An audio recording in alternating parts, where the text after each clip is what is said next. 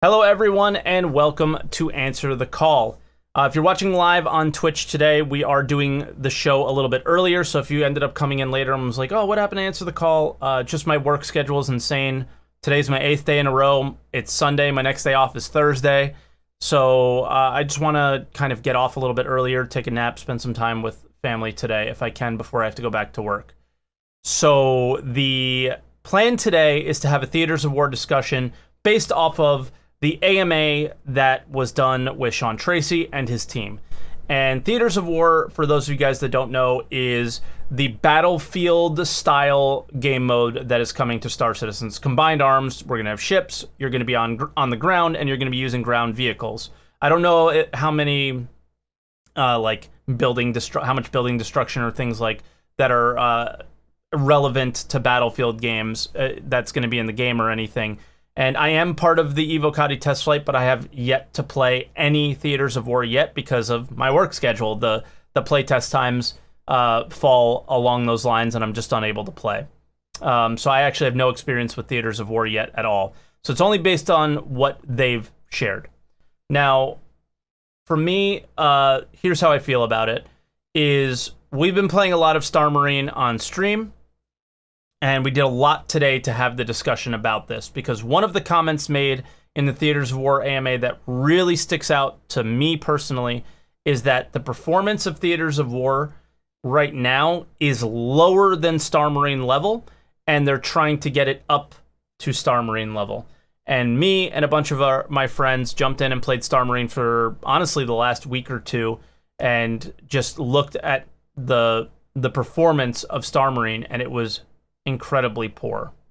Jumping in a tiny game mode from 55 frames down to 30 frames when nobody's even shooting, just running through a hallway is not good, right?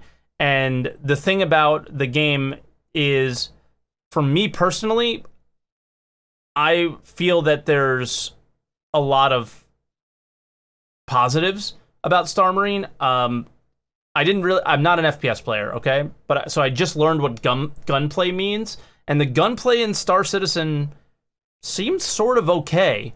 And in comparison to other games that we were talking about, and I see the potential that's there, and Theaters of War takes the potential and kind of puts it a lot higher, even from where Star Marine is. The issue is that why does nobody play Star Marine? Star Marine was actually not the worst game mode in the world, especially Last Stand when it first came out. A lot of people actually enjoyed it. What was the issue with it? It was the performance.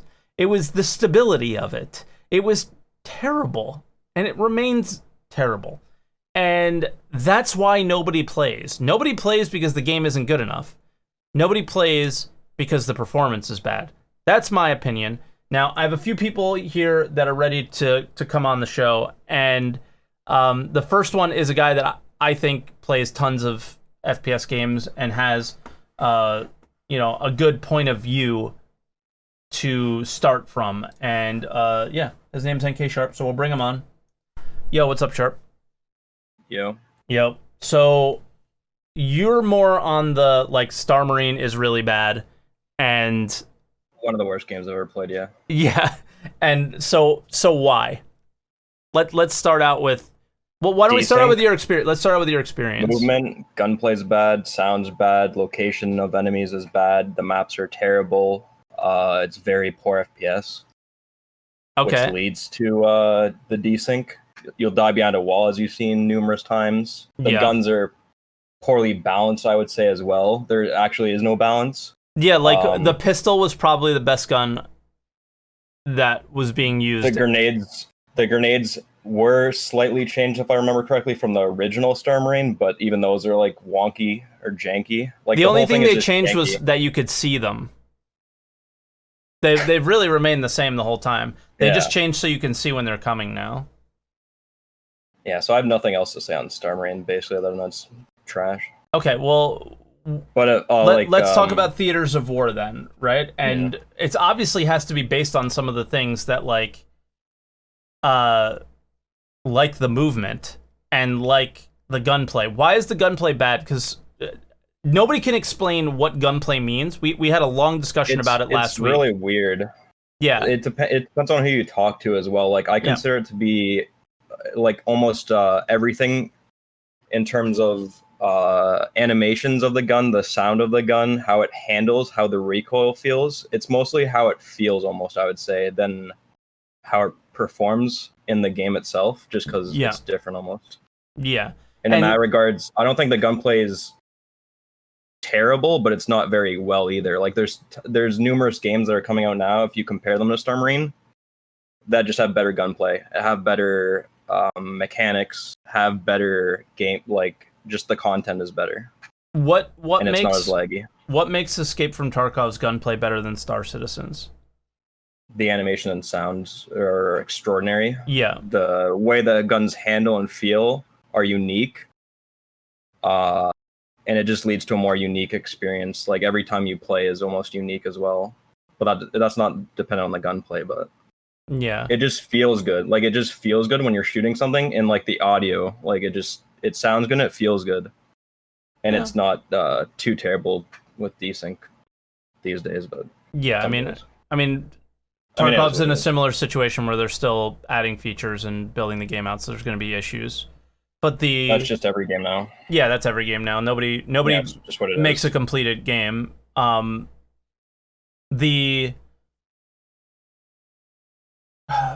Now let's talk about Theaters of War, like a Battlefield style, a little bit more spread out. What can they do differently that's not here's my favorite part, though, is in the Theaters of War AMA, they talked about having 10 devs. So you want to talk about 10 devs?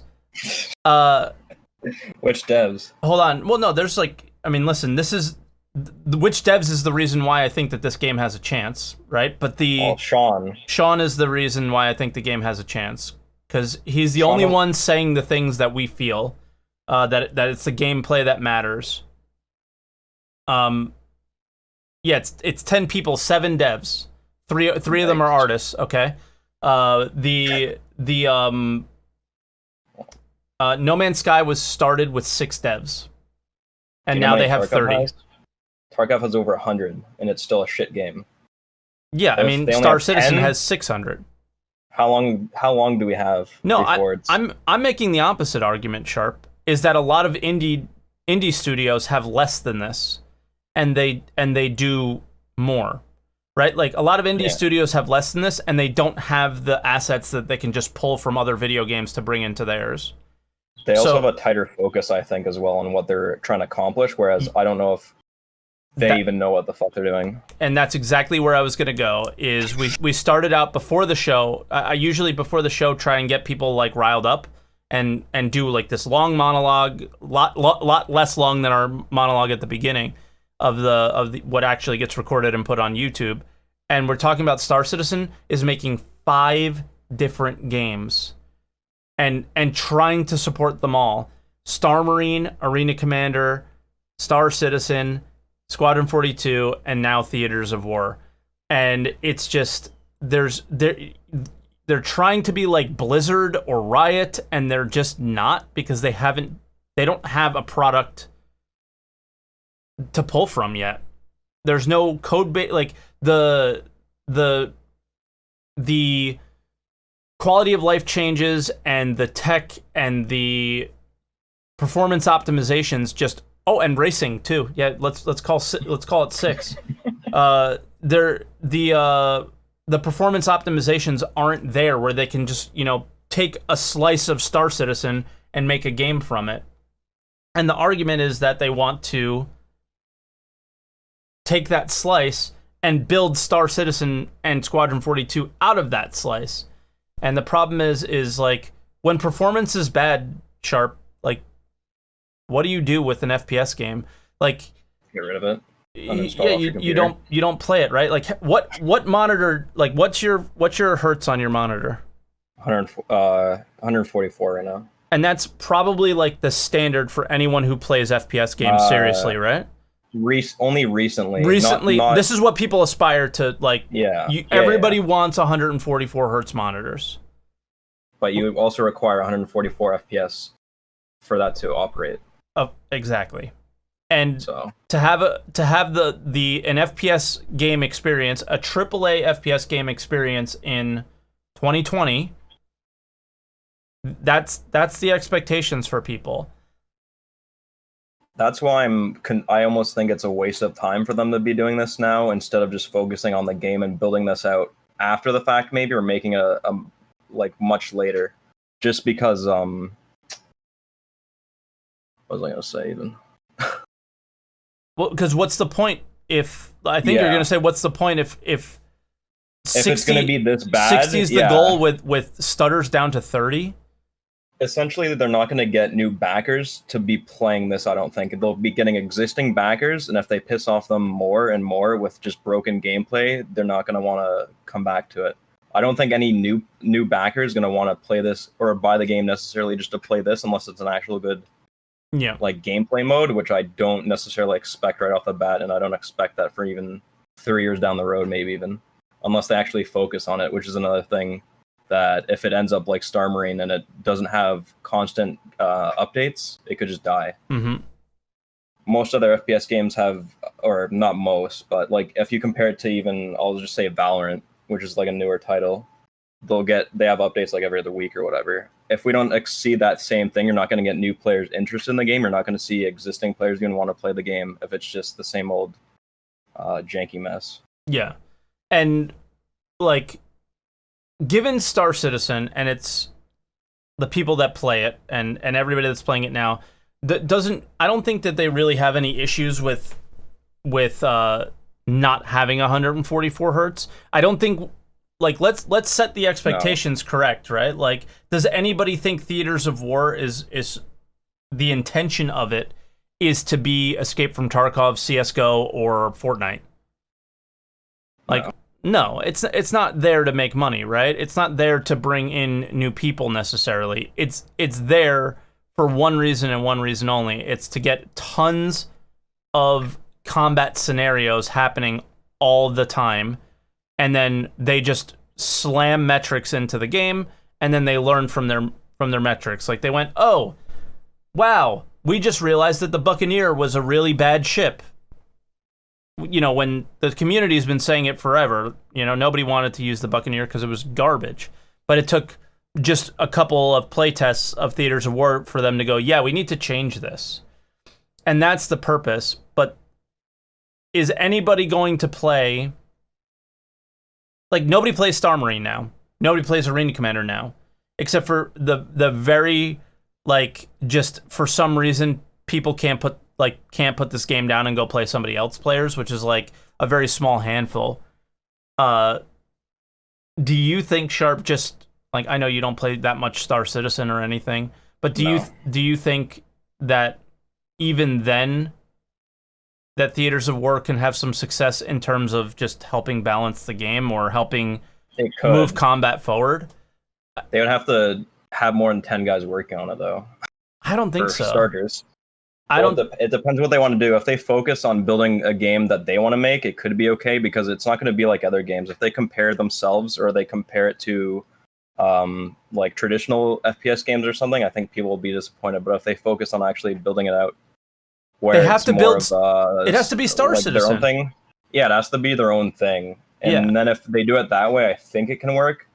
But it'll require a lot of effort on their part to actually make it like a cohesive experience for most people. That's the most important thing, is it has to be a Star Citizen experience. And you can't go, all right, we want to have a Battlefield experience in Star Citizen. You just can't expect it to be on the same level almost as all these other games as well. Or I don't, at least. Yeah, and I don't think a lot of people do. Maybe one day way down the line where they can take the time and shift the focus towards that, and maybe making it the separate game outside of the Star Citizen universe that's played in a simulator that we expect. But for right now, the goal is to make it an actual feeder into building the other games. So 3 months from now, not 3 months, let's say 1 year from now, do you think we're going to be playing Theaters of War on the stream at all. No. Me neither. Oh well, I know. It depends what happens. But if it's anything like Star Marine, if they treat it the same way they treated Star Marine, obviously we won't. It depends how they move forward. Yeah. I think it'll also depend on how many people are playing it. If they actually see enough people playing it, they might actually take notice. Yep. And but it's tough to say. Yeah, and the things that we know about Star Marine is that Star Marine was like when they made Arena Commander, that was their focus. And Arena Commander was the only game that they were focusing on at the time, I thought it was supposed to be like a test bed for FPS mechanics and like things like that, if I'm understanding it correctly. Yeah, but I'm getting there. I'll get there. Is the team was just the people that worked on Star Marine were just like, yo, we need you to work on Star Marine. Hey, you, Johnny over there. Arcade, the console arcade guys. What was the... Oh, God. What was that company? Ilphonic, right? Yeah. Like they just picked people from around all the studios and were like, hey, we need you to support this. So it was different than I think what they have now, where they have this team that's what they're dedicated on. And then I think that they also have the support from whoever like the vehicle experience team is too. So the guys that like make sure that the ships are balanced and fixing any issues with those. So this has the chance to be different. And for me personally, like in Sean Tracy, I trust. So how like negative that I feel right now about some of the comments they made, and even things about, and guys, anybody else that calls in, I know Sharp, this is not anything that you're familiar with, is the ship combat things, but even the change, the changes to fixed weapons, if you guys want to discuss that at all, because all of those things are coming out of these Theaters of War experiences.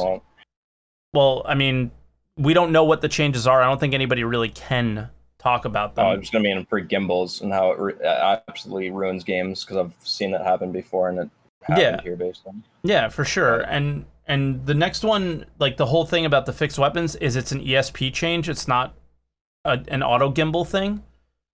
But, you know, we're afraid that if they dumb down this combat, that it's not going to be skillful, you know? I'm just hoping there's enough unique or interesting like gameplay elements that makes it so you want to actually play the game. Like with Star Marine, it's basically just an FPS shooter in a small map, and so if you compare that to any other game, it looks pretty bad. Yeah. So I'm hoping they at least can make something almost akin to like Star Fox, where there's air, ground, and land combat. Okay. Yeah, we'll have to see. I mean, it should be better air combat than like games like Battlefield, right? And land combat, we'll have to see. It should be. It's a spaceship game. Yeah, well, it's always it should be, so. Yeah. So we'll have to see. But all right, Sharp, I'll let you go. Thanks for coming on. All right, no problem. I appreciate it, man. All right, and we'll bring in our next caller, Hest. I can't put the little A with the 2 dots. I don't know how to do that, so we'll put HESTINGEN in. And Dan's game, yeah. I don't know how to do that stuff. You'll have to teach me one day. But so we had to the reason why these 2 guys I had come on, they're not really the most talkative guys in the world, is Sharp and Hest, but in chat they had very strong opinions, and they seem to be on the polar opposite sides of things when we've had discussions on stream about it, and they were talking in chat. So I said, if we're going to do this show, I want both of these guys on and to talk about their opinions first. And I think it'll help inspire other people to come on the show and share their stuff. So, Hess, like, overall, what do you think about Star Marine? And, yeah, I mean, just... it's pretty trash, I guess, but yeah, gunplay feels nice, so it's fun to play with you guys, but, like, I wouldn't play it otherwise. Okay, so why does the gunplay feel nice? I guess that's where your conversation where you were on the positive side is that the gunplay felt nice, but Sharp thinks it feels bad. Yeah, I don't know. I don't know how to describe it. It feels nice, like you can feel the impact. You can feel the shots hitting, like yeah. it might have to do with the third person, first person, fucking Oh, like unification or the whatever it is. unification, yeah. Where no games I really do remember- that, right? Yeah, Arma does it, Armor does, okay. but that game is too realistic to make it feel good, I feel. Yeah. But yeah, because I remember when it released, I was just run around with the energy rifle and I was just hip firing because it's always accurate, like it's no spread and stuff. Yeah. And that felt nice. Yeah. Like, So you were running around with no weapon and just taking down people today. Let's talk about the movement in this game, because that was another thing that came out of the AMA. And in the AMA, they discussed how the movement got improved based on Theaters of War experiences. And for me, the movement is the most janky, unrealistic, ridiculous, sonic flying people around the map that I've ever like. It's, in my opinion, it's fucking horrible. yeah, it's impossible to aim on some guys to just teleporting and rubber banding. Yeah, well, I don't even think it's teleporting and rubber banding. Like it's they're moving so quickly, side strafing. It's not even humanly possible. I think it's due to the server lag and stuff. Because if you have light armor on, you don't see how fast you're moving, like on your client. Yeah, you're moving fast, but not like faster than other games, I wouldn't say. Really? Okay. I mean, for me, it was, maybe it is the desync, but it's, yeah, because it's crazy. You're running, and then the game like, oh shit, he's not to the right, he's a little bit to the left, and then you just like swish rubber band to the left and then to the right, and yeah, it's possible to hit. Yeah. I mean, they're saying Mike can't trace. They're making fun of how bad I'm aiming in the chat, but like Hest and Sharp are some of the better like FPS players I've played games with, and when Hest is saying that you can't aim because there's people bouncing all around, it's not exactly good either. And like from day one, like Chris Roberts was not happy with the movement in the game and how fast it was, and now they're making it even faster. So I'm a little confused. Yeah, I mean, and other people in chat are saying slow down strafing. It's ridiculous now. So I don't know. The thing for me is there's really no balance between the armors either. And this is how they're trying to balance this. If you're light armor, you're like a mosquito flying around the map, and if you're heavy armor, you're kind of how I feel like light armor should be running. I feel like heavy armor just shouldn't be able to run and just be able to tank some shots. Yeah, probably. This is a good comment from Twitch chat, and this has to do with gunplay. The aim down sights is slow. Oh yeah, they are. It is. And the sights don't even work. Well, the sights don't work is irrelevant because they fixed it for the next patch. Okay. So yeah, don't worry about that. That's a future thing. But yeah, the aim down sights is really slow. And I aimed out sights for every shot, and I think that's why I lose a lot. When I was hip firing, I had positive kill to death ratio, and when I was aiming down sights a lot, I had a negative kill to death ratio. Yeah. So there's that. Theaters of War. You think? What do you think? Do you think it's going to be a thing that'll be fun? Do you think Star Citizen doesn't have a good history, but do you think that this might be something that is decent? Maybe, I don't know. I mean, Star Marine, yes, it was pretty good on launch, right? I had fun. Yeah. I had fun. I don't think it needed that much. I just think it needed performance tweaks. Yeah. And like a couple balance issues, right? Like. Yeah, like more stuff. If you want people to play it, you need a lot of stuff, and you need and you need to keep adding to it, of course. Yeah. But at its base, I don't think it was that bad. Yeah. So I don't know if all the desync and all that stuff is still there in Theaters of War, it's gonna be pretty bad, I think. I think, and again from the AMA, people was like, the biggest problem with it is desync.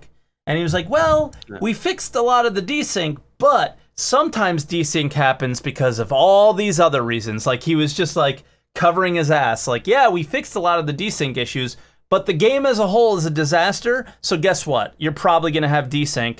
So let me just let you know that we didn't fix it, you know, is what I got from that statement. And yeah, I think if we still have desync and we still have... did you experience the stutters down from like 50, 60 FPS down to like 30s just randomly? A lot of the time when you're shooting and engaged in a fight too, which is like really bad because then it's hard to track players. When we played today, I didn't have any stutters, I think, but I've had it before and it's fucking terrible. Yeah, I mean, like, I was having it just running around with nobody. Like, there was 2 people in the game, and like the argument would most likely be, oh, well, there's lots of things going on in a small space or whatever. But there was 2 people in the game and nobody was shooting, and I'm running around the Good Doctor map, which is like the newer map, which should be better optimized, and it's dipping down to 30, just running. It's not good. Yeah. Yeah. So it's gonna be even worse with 40 people, huge ass planet. Yeah. Spaceships. Yeah. It's gonna be interesting. I feel like, because how many people are playing Stormy now? Like 4? There's, I think there's like 2 or 3 people consistently playing it, and then we log on stream, and then people slowly come in and they want to just dunk on me. So there's like 10. But anytime we play, but again, we're probably playing on US servers in the morning. I think there's a decent player. There's actually somewhat of a decent player base. But by decent player base, I think their games fill up to like 10 players, like sort of regularly on the US evenings. Yeah, but we're gonna need 40 people for Theaters of War. So like, yeah. And as soon as it goes below that, then it's not fun anymore, and then everyone stops playing. Yep. And that's why, like, if performance is not the #1 priority and not better right away, than Star Marine is now, then that's troubling. Yep. That's really troubling, and I think that's a really good point that you make too. Is it's not just the performance that's going to push people out, but the second that you go, you know, not enough people on either side in that specific game mode, it's going to die. So the support for that has to be there, and hopefully that team is there to do that. But all right, Hest, is there anything else you want to add before I let you go? I bought a whole bunch of shungite rocks. Do you know what shungite is? Yeah, I have it all around my house to protect me from 5G too. Yeah. Nice. Yeah, not Shugnite. He's probably in jail or something. Shungite. Yeah. All right, Hest, have a good one, buddy. I'll talk to you later. See ya. All right, we're bringing our next caller, LUMINAIR. LUMINAIR, what's up, dude? How you doing? Greetings, Earthling. How you doing? So what? So the last time I called in, it was about the presentation they made, the Microtech stealth mission. Jeez, dude. So, like November of last year. And my message then was, that's not impressive. They're just trying to impress us, and it's not a big enough of a change to make the game. Don't get seen by the guards, Glenn. Oh, that was so cringe. Oh man, that was really bad. And the message for me is that we need to be seeing more of a rate of change in the game's development. We need to be seeing stuff come in regularly, and not just use our imaginations to hope and pretend that it is. Like, we actually need to start seeing stuff. You don't think we are? Not at a rate that would result in a game. Like, if you looked at the number of quests or, you know, whatever, like people will say, well, just wait until the game is done before you optimize. All right, well, how many decades will we wait? Yeah, I don't think that's the issue, really. I think this seems really off topic from Theaters of War to me a little bit, but let's talk about this for a second. Is anytime like Luke Presley's come on like a Star Citizen Live or anything, they just always, and not just him, other devs too, always say like, we're not gonna redo work because it's a waste of time. So until we had to redo work for object container streaming. Then we had to redo it again for server-side object container streaming. And now we're going to have to do it again for server meshing and iCache and all these things. They're just constantly having to redo work instead of building it from the ground up with that tech in. So me personally, I don't like your argument because I don't think it makes sense until they have that basis of the game there before they start bringing in that stuff. Now, and chat right now on Twitch is like making the jokes about first it was 64-bit precision, then it was this, then it was that. And I'm with you.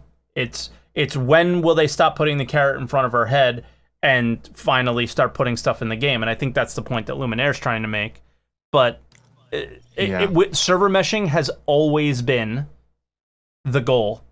So for me, until server meshing was in and persistence was in, I don't really take LUMINAIR's argument as 100% valid yet. I think you have a very positive outlook and a very ambitious. Yeah. You have a very ambitious imagination. I don't trust them as much as you do. I don't trust them either. I'm not saying I trust them, but it's the fact that I think you assume that something's going to happen, and I don't believe it until I see it.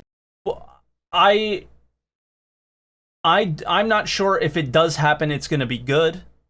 Because they haven't proven to me that any gameplay elements that they can put in the game are fun enough yet. But it's not about a trust thing. Because my trust was lost a long time ago when marketing takes precedence over everything.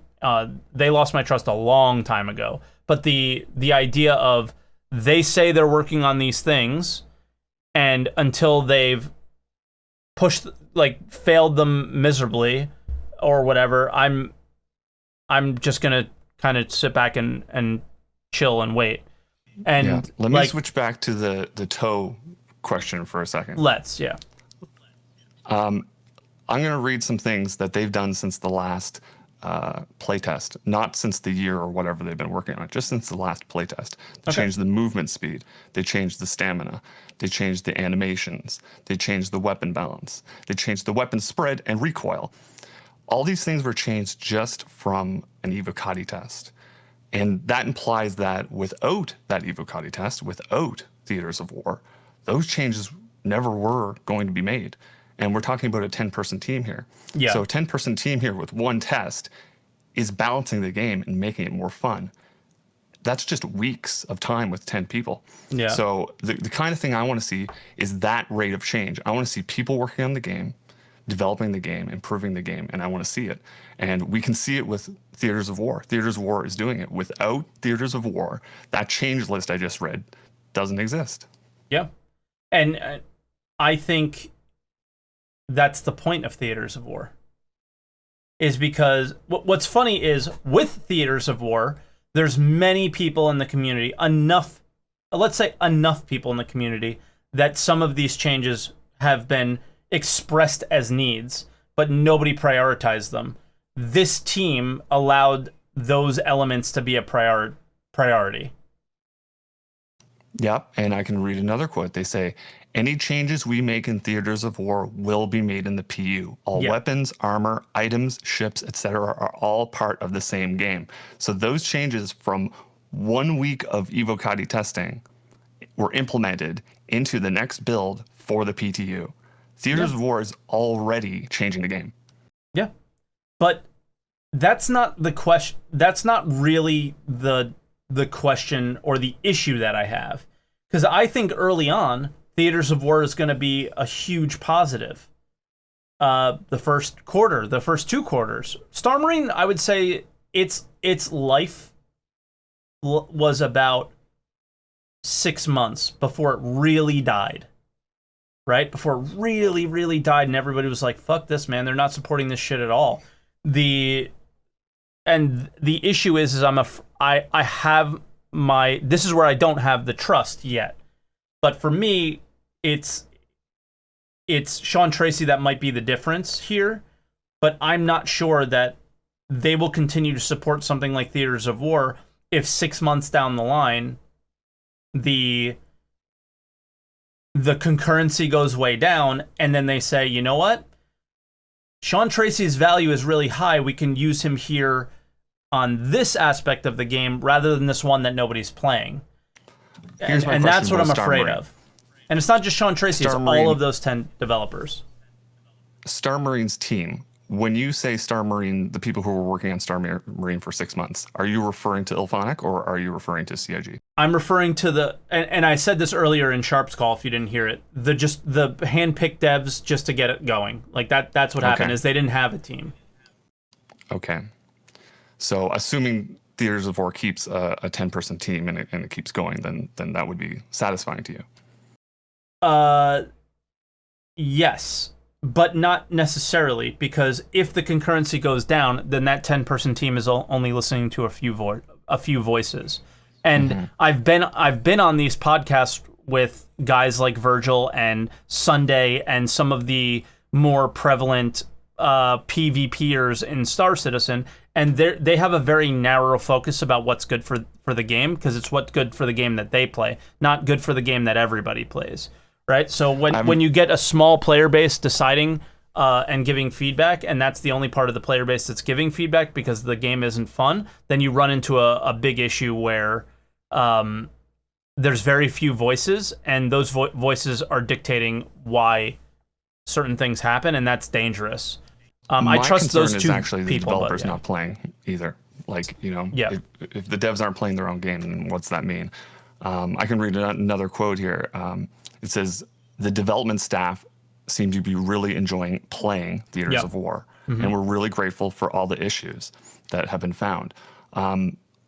My impression when I read that was, when was the last time you saw 3 CIG developers in the PU playing, or 2 of them in Star Marine? When was the last time you saw the devs playing their own game?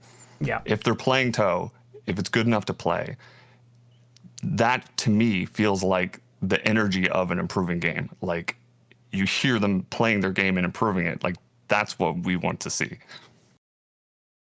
I think you're a little off base there, though, because I don't think they're playing on their free time. Because they can't. I don't care when they're playing. I just want them playing. Hold on. I'll explain what's going on, because they've mentioned it a few times as well. This is something I spoke about a year or years ago. And it was in relation to how Paradox does things. Paradox Studios has their developers play not just their own games regularly with each other, they have their studios play other games from within their umbrella. And what they do is that they learn from those experiences in those games, and then they bring them to theirs and make them better. And what CIG finally seems to be doing is having somewhat more regularly playtests in their own in the studios, and that I think that they're kind of more mandatory than they have been in the past, and then people are going, oh wow, the game's actually kind of fun. I don't know if that's true or not, but they have mentioned dev playtests a lot more lately, as if they are somewhat of a requirement, and that's actually a good thing. That's a very good thing. And again, going back to Theaters of War, they did note that combat in the PU is very uncommon. They said quite uncommon, but it's incredibly uncommon. Correct? Yeah. Hugely uncommon. There's almost never combat. Yeah.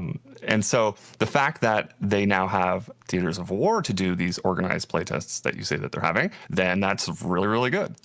I didn't say they're having. They said they're having them. Oh, they said that they're having. Yeah. Yeah. I one of the things that they said here is that Theaters of War, I'm going to go back to the performance. Theaters of War lets us see the performance issues, obviously and analytically. So just seeing that quote, Theaters of War lets us see the performance issues.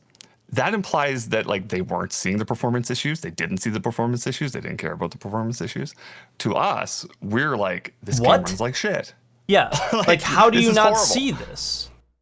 Like, how is Theaters of War the one thing that's making you figure this out? And I don't care about the answer to that question. I just care that they're Theaters figuring of it War out. is making them figure out that the game runs like shit. Yeah. So another reason to want Theaters of War. What was really unnerving was another quote of the we were surprised at how bad the performance was on players' clients. Yeah, they didn't know that the clients were having low FPS. I think that they expected it to have decent, because when you play on a, like, remember when people were playing Star Citizen offline on their PCs and just playing against NPCs or whatever, and their performance was great? I think that they expected that same scenario in a smaller slice. Do you think the devs have like the developer like tunnel vision where they're all running like the ultimate super fast computer on local servers and they never touch the real environment? I think the key is local servers, not necessarily their PCs. I think they often play on local servers and just never see the issues that we have. And that's that. We don't have that issue as much anymore. I think like the mission team that stops by is really often playing the game with us now, but in the past it was a lot of the issues that we would say. We would be like, hey, we're having this issue, and they're like, well, we're not having it. And it's like, because every time you play, you're on like this local server that's just running a lot better than the servers we're in. And there's nothing they can do to fix that if it's a communication issue or whatever. But you got a few more people in queue, so I'm going to read a couple more quotes and then go. Sounds good. Johnny, the senior FPS systems designer, did a pass to dial in the alignment on all the FPS scopes. You referred to that earlier today. Yep. The senior FPS systems designer, after that last test, fixed the scopes in the game, which were presumably broken. Forever. Theaters of War is the reason why the senior FPS systems designer came along and fixed the scopes. Because they don't want to be embarrassed. I think they're tired of being embarrassed. Because it's literally Theaters of War that's giving them a game to fix. Yeah. Like, it's like, when was the last time Johnny, senior FPS system designer, was running around in the PU with the sniper rifle, trying to hit people, and it's not accurate? He probably wasn't even doing it. No, every time it's Johnny Jasivius, right? So every time we've seen him on camera, he's just been showing off the new gun in his, whatever new gun's coming, that patch, in his little gun range. Right? Anytime we've ever seen him on video, those are the type of things that he was working on. We're adding more guns to the game and just upsetting whatever lack of balance was there even more. Right? So my final message about Theaters of War, in my opinion, is that in a very short amount of time, we've seen a very high rate of change. Yeah. And they say that the team is 10 people with support from the company, 4 designers, 2 engineers, 3 artists, and 1 producer.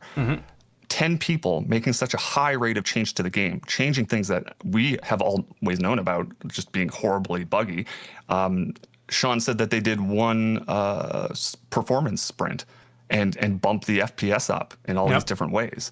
Like 10 people, Theaters of War, improving the performance, improving the gun balance, improving the ship balance, like making all these changes. And they say that the developers are enjoying playing it.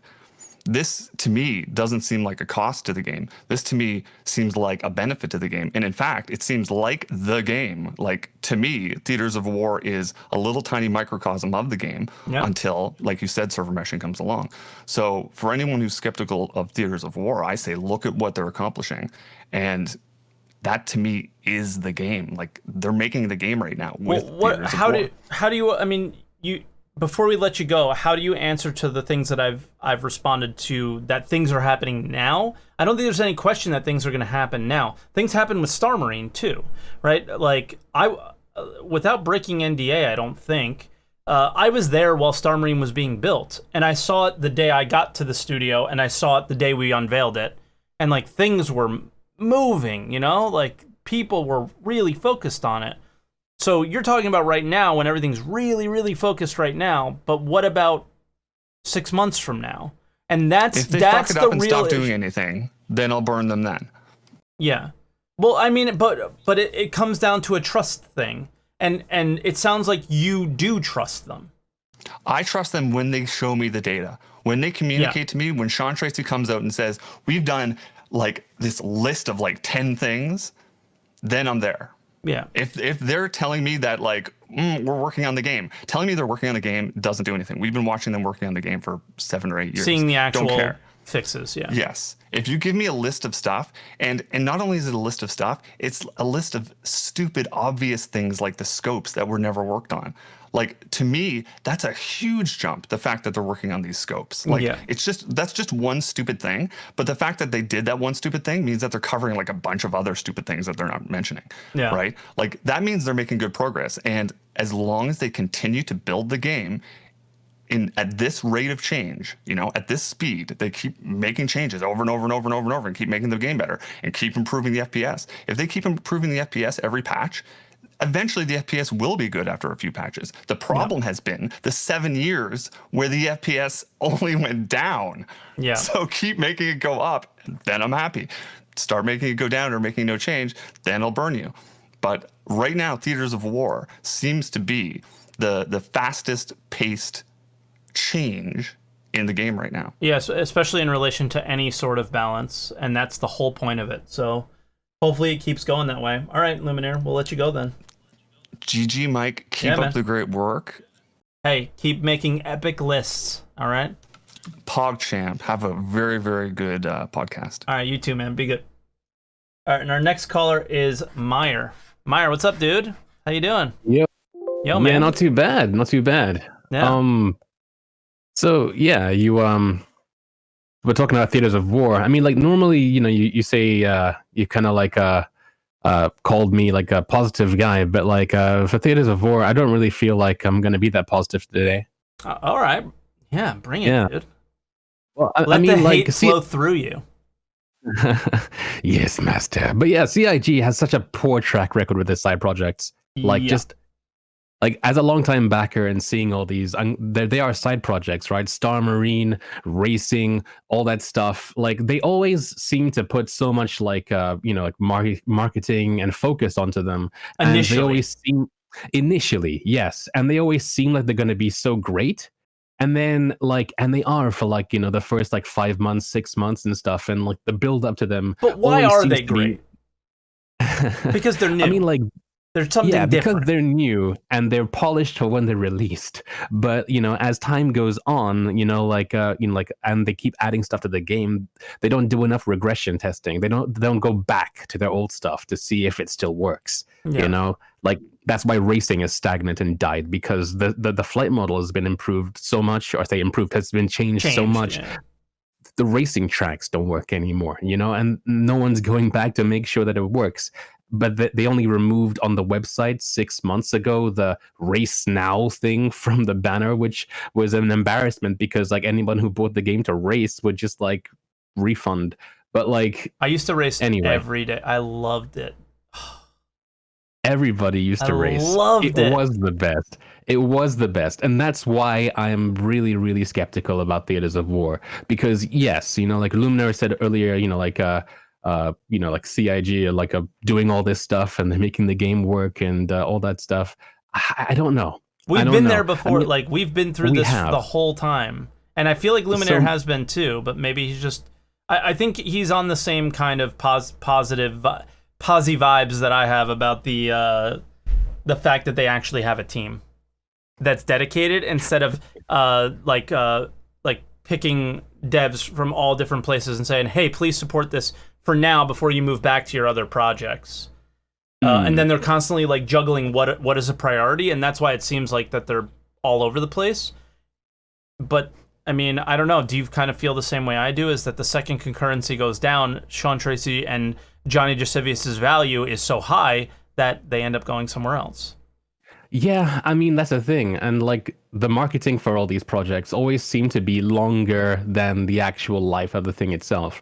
And the thing is, right, Sean Tracy was the lead producer of Star Marine, and look where Star Marine is not right now. I'm not blaming Sean for Star Marine's shortcomings, though. I mean, like, arguably the performance issues of that game are tied with the PU. Yeah. So, like, who knows? Once the PU gets to a state where it's stable, maybe Star Marine can get better and stuff. However, again, there are issues like spawning logic, among other things, which are in their power right now, but they haven't worked on them in all this time. It's like, I just hope that Theaters of War, when it gets released, is in such a state that in such a state where it doesn't need any more adjustments, with all this evocati testing, that even, if they inevitably abandon it, that it will still be fun to play. That's like my, my thing. Yeah.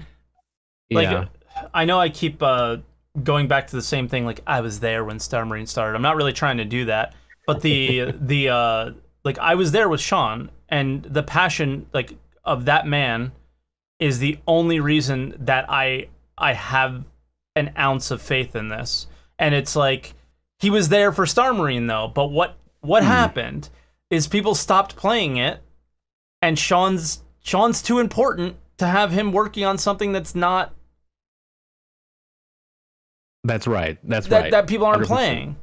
And that's the concern that I have with this, is that this is what they're putting their, okay.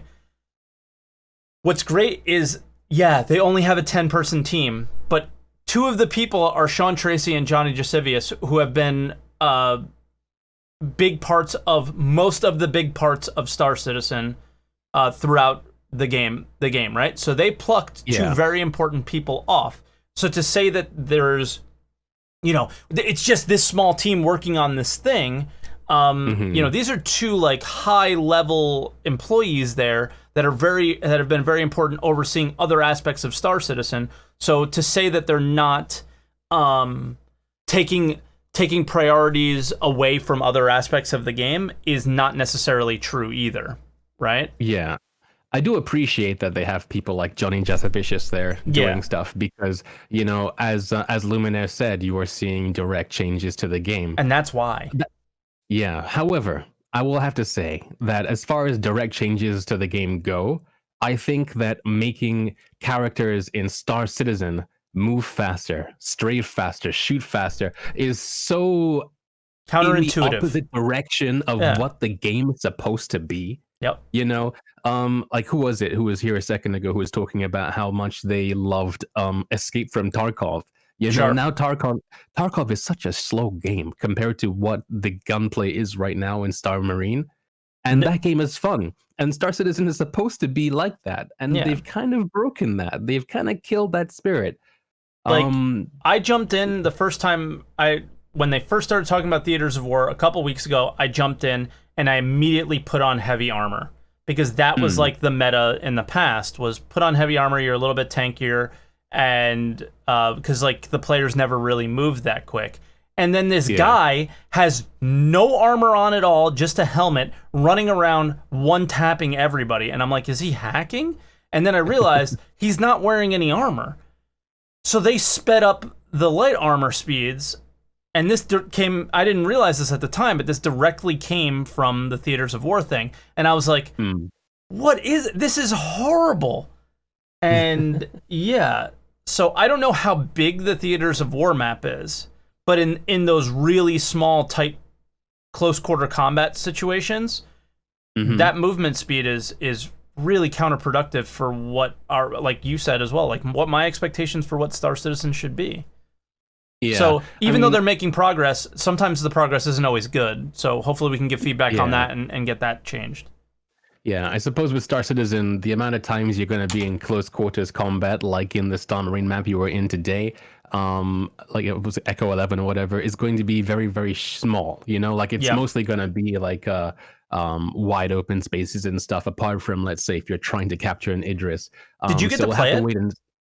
At CitizenCon, sadly, no. Okay. I mean, I got to I stood behind some people. I saw the map, but the map's changed now. It used to be set on Hurston, now it's set on Microtech and that kind of stuff. So it's kind of changed in scale and scope. But you know enough to know that it was like a bigger space than what we played today. Oh yeah, 100%. And I guess in the AMA they said it's like 3 Star Marine maps.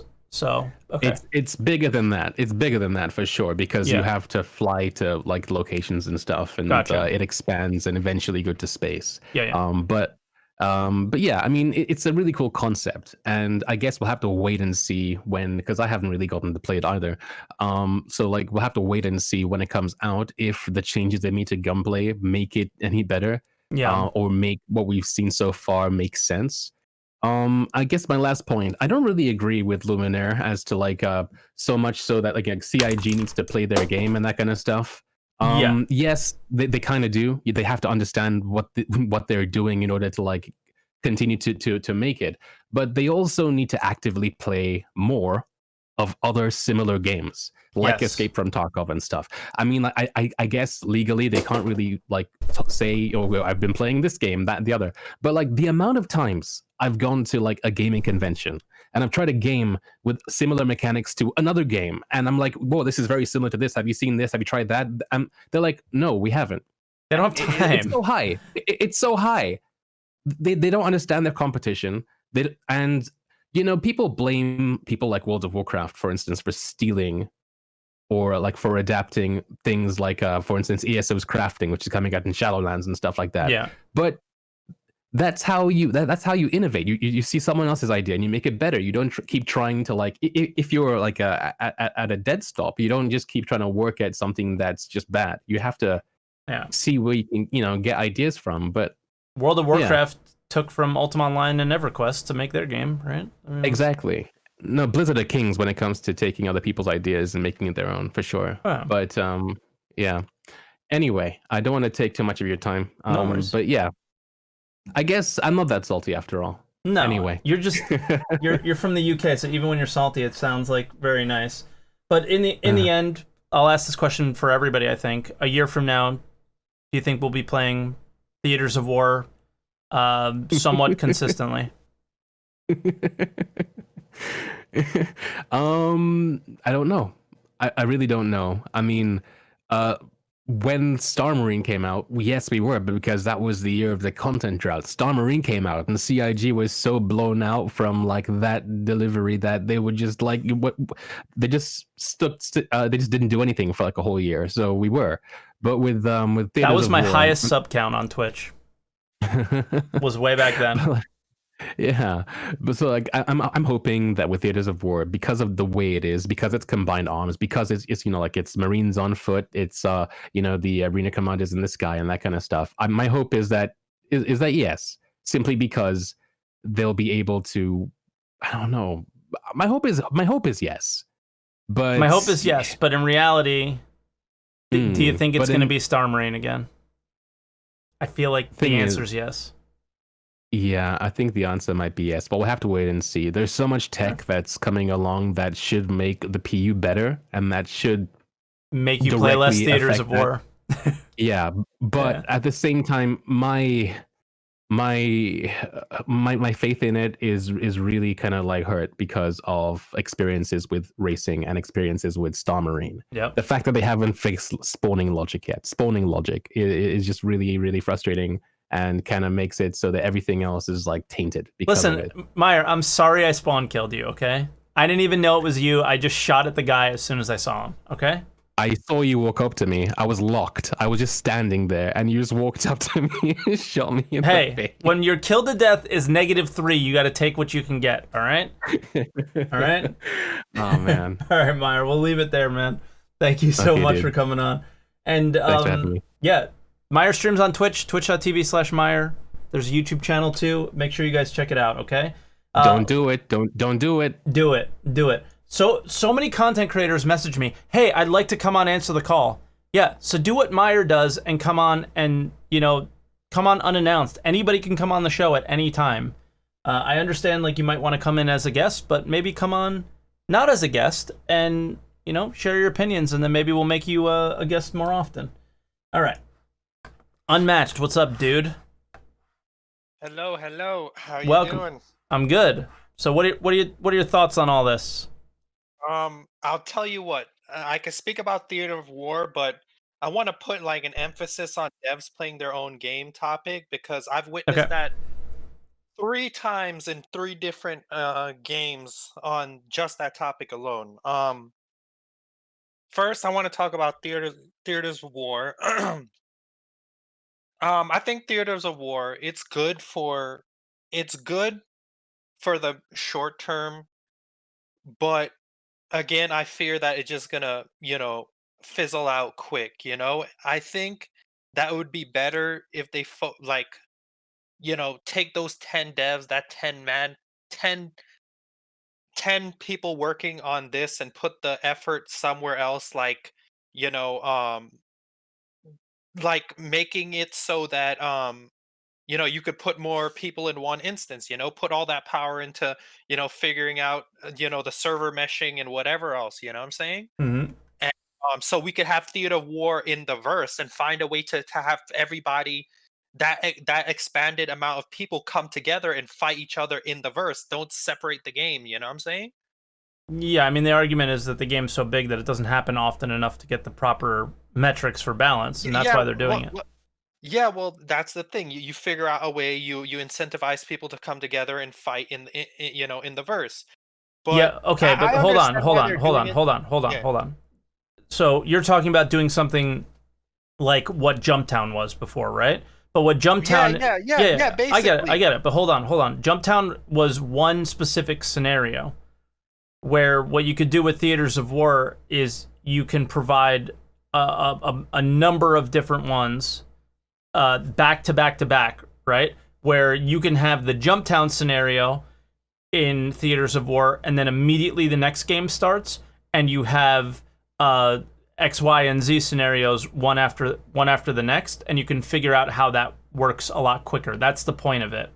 So the idea of what you want to do, I get it. It makes sense. But for the time that we're at right now, I think what they're trying to do, it has logic to me that, especially what they're doing. And this was also something that I think came out of Theaters of War, because I never noticed it until recently, was that when your Star Marine match ends, it immediately starts another one, and you just keep playing. And you're like, oh, Yeah. I guess I'll keep playing. So now, That's true. as they create You more can- scenarios, they can balance the game behind those scenarios, like capturing an Idris, capturing a Caterpillar, right? Where should we place things? And like now you're talking about like artists changing little tweaks inside of ships to make them better FPS levels for boarding, and yeah, it's Yeah, but you could even do that in the game. Imagine if you had let's say if you had a can't. javelin in game, and you said, "Hey guys, you could have let's this just javelin say if you had all the fire javelin one," in you know? game. Let's just say it. It's not possible right now. Yeah. That's the I'm that's just the saying, point. I would rather that 10 men be focused on something else that'll improve the universe. Star Citizen isn't going to be an FPS game, it's an MMO. You get what I'm saying? It's an MMO first. It's made to be played with other people. It's not Call of Duty, you know what I'm saying? It's I agree. not Battlefield. It's like It's it's Star an Citizen. MMO first, you know? Um I agree, the but one yeah, I'm sorry for keep interrupting you, because I know yeah.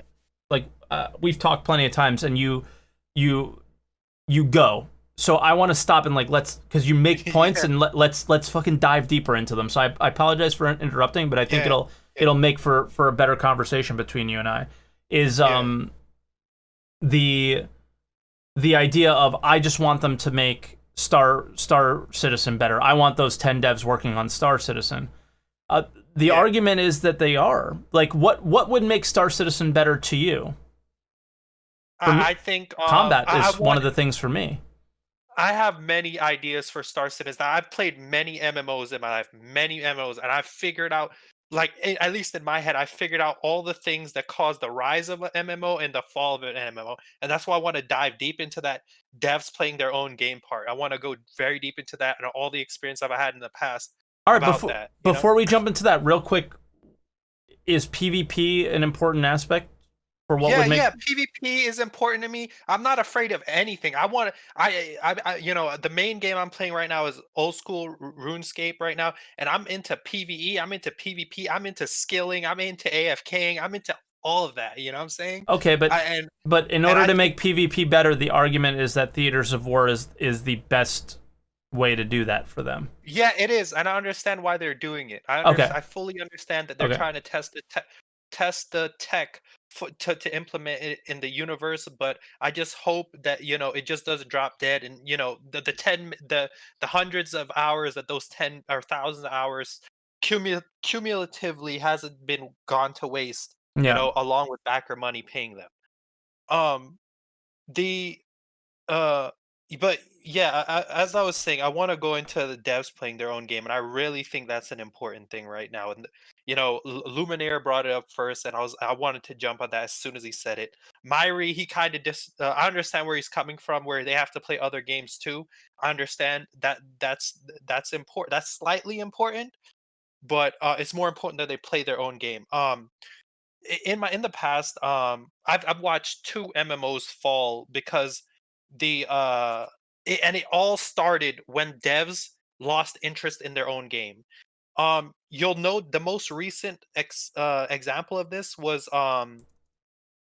in World of Warcraft when World of Warcraft came out with this when Activision came out with this mobile game. I forgot what it's called. They came out with a mobile game.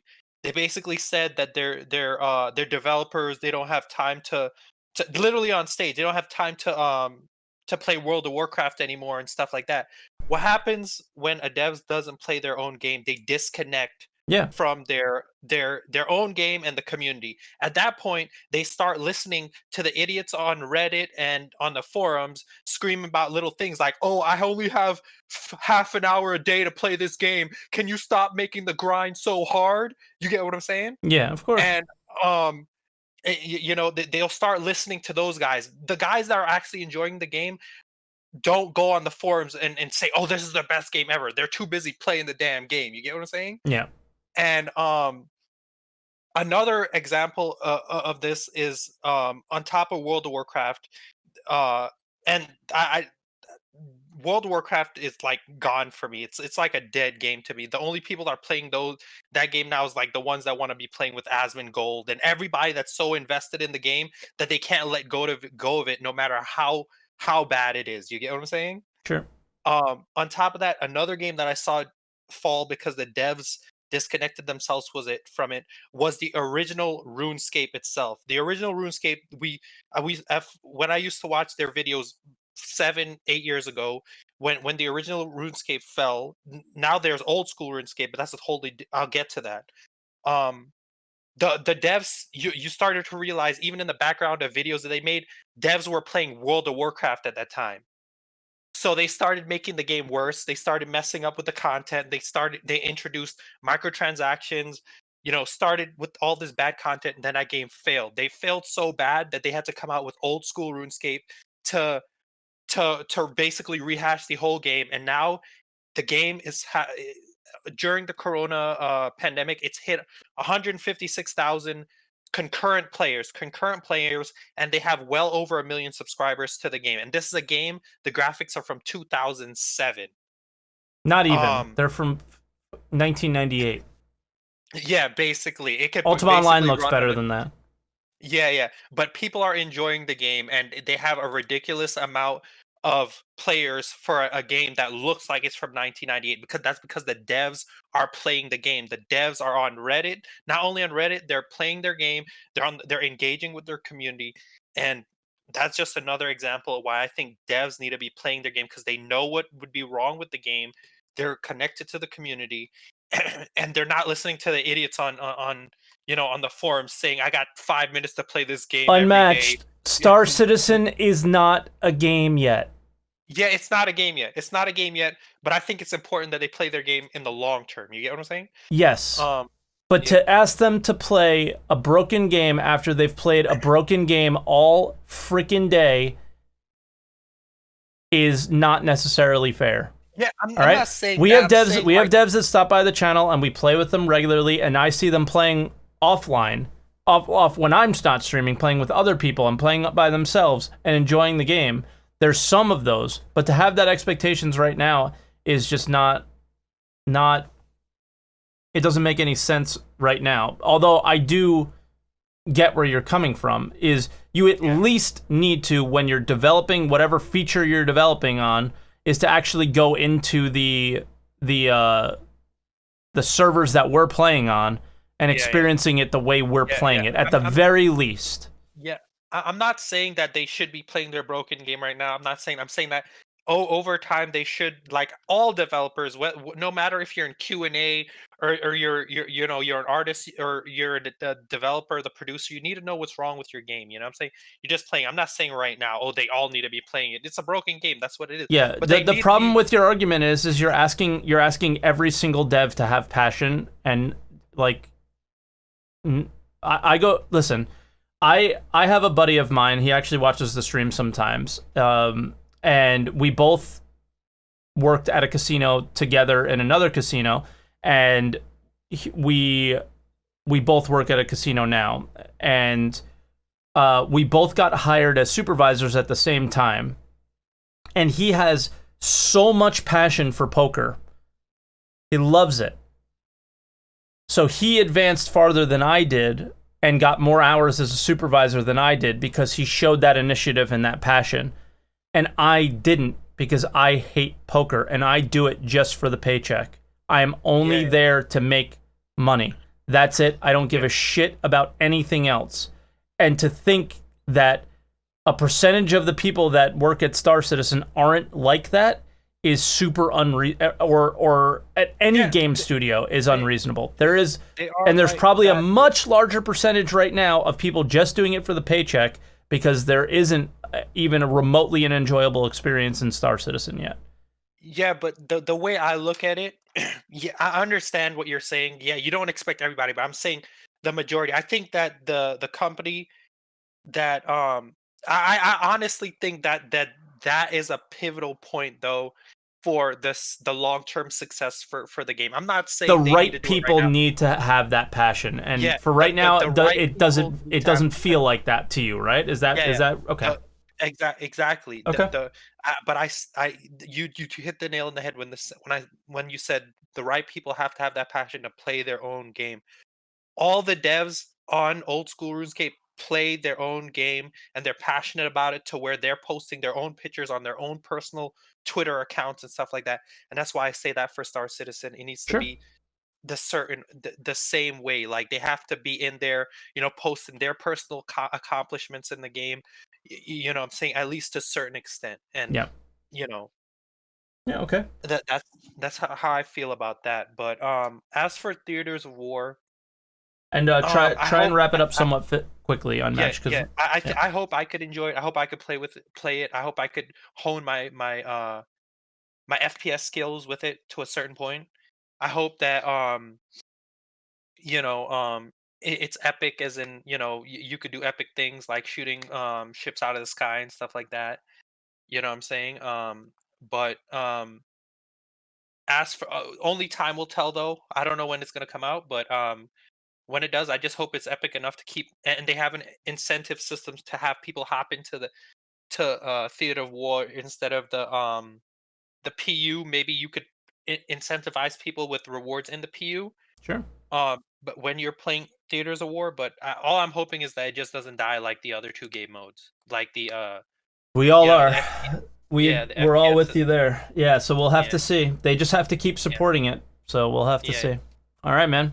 Unmatched. All right, another great call as always, and I'm glad we got to. I thought we were disagreeing, but we were agreeing the whole time. Yeah. So I'm glad we got to that. All right, man. Thank you. Thanks, man. Be good. Our next caller is the famous IDDKFA. It's been a very long time. It's nice to see you. Where you been, man? Oh my God. You have to answer that question first. Where have you been? I miss you. I'm just super busy with life. Like there's so much things coming on at the same time. I had to. Are you breaking up with me? To manage my time. No, never. I will always be your special simp. Thank you. So what do you think about this? I'm glad we found a discussion topic that excited you enough to come on. Just because I have to say I'm out of the game and Star Citizen development for like 6 months straight. Beautiful. And that's why when I first heard of Theaters of War, the first thing that went through my mind was, why on earth would you pick the hardest game mode possible? Like Battlefield style, you mean? Yeah, like combined arms. Mm-hmm. Why would you do that as your project? Because it's so hard to balance. Not only the gunplay, the weapon play, and like having ground forces and air forces at the same time, but also the level design is so hard to make. Yeah. And I just don't get it. Why they haven't gone. You've never played it, right? I never played it. Okay, I watched it neither. a couple of times now. Well, no, we've never seen what it looks like. Nobody's seen it. They have not showed it. This is only the Star Marine portion. Yeah. So then I only saw the little preview at CitizenCon. Yeah, and I don't even think they showed any video of it at CitizenCon. So it's my understanding that it's not really combined arms. This is my understanding of it. Now, please, guys, correct me if I'm wrong. Anybody that's played it in the chat, but there's different waves. There was a video. I can't remember. Okay, but if I remember, there was waves where it wasn't as combined. Like you did waves of FPS and then you moved to air and then. But please correct me if I'm wrong. There, I'm on like very, very little sleep, and I do not remember. I actually don't remember there being a video at all. So you have various stages. Stage 1, like vehicle combat to possibly reach a base. Yeah. You get into stage 2 and you have your FPS combat, and stage 3 you go into space. Okay, so Meyer, who was on the show earlier, said, I saw gameplay during CitizenCon, SaltEMike. It is combined arms, but different waves have different focuses. So that might make your argument a little bit easier to understand, like either side of it, is that the focus is more towards ship combat in one scenario versus another, which might make level design a little bit easier. So stage 3 is more ship focused, but still requires foot combat. Wave 1 is buggies and feet. Wave 2 includes ships. Okay, so there you go. So if you have 3 isolated stages, then I can understand why they go with it. So it's like a prototype environment to test specifically vehicle combat. Then the next stage is FPS combat, and the last stage is flight combat, right? Yeah, but they seem to have still combined arms with them, but maybe one has less ships than the other. Morphologist also here says, I played at CitizenCon. It's combined arms throughout, right up until the last part, due to how you spawn. Okay. Right. So that thanks for that insight, guys. I appreciate it. Yeah, thank you. Yeah, then my thought still stands. It's a nightmare to balance. Okay. Yeah. And I remember the best game to do it, in my opinion, was Enemy Territory. But Enemy Territory died pretty quick. Even though they had part of the. Yeah, it was a Quake mod, pretty much. Yeah, I never played FPS games when Quake was like popular. Yeah, and even though you had parts of the Quake community behind you, the game died pretty quick. Mm-hmm. Because it didn't have a large enough audience. Gotcha. To begin with. So I don't think that it's different for theaters of wars. It might be even worse because Quake was a multiplayer shooter community, and with Star Citizen you have so many people not even interested in combat. Yeah. I mean, like the main focus of Star Citizen still, I mean, we make jokes here, but it really is true, is more the people who are interested in the game seem really interested in things like machinima and screenshots and just hanging out with their friends rather than making any sort of like major progress or PvP. Like the PvP community is incredibly small. It's a handful of people, I think the PvP community is large, but they're not playing. So the people that are actually active are incredibly small.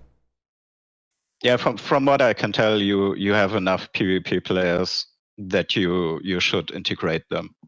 even in this stage right now. But what I thought they would make going forward, because Star Marine felt like a abandoned project to me.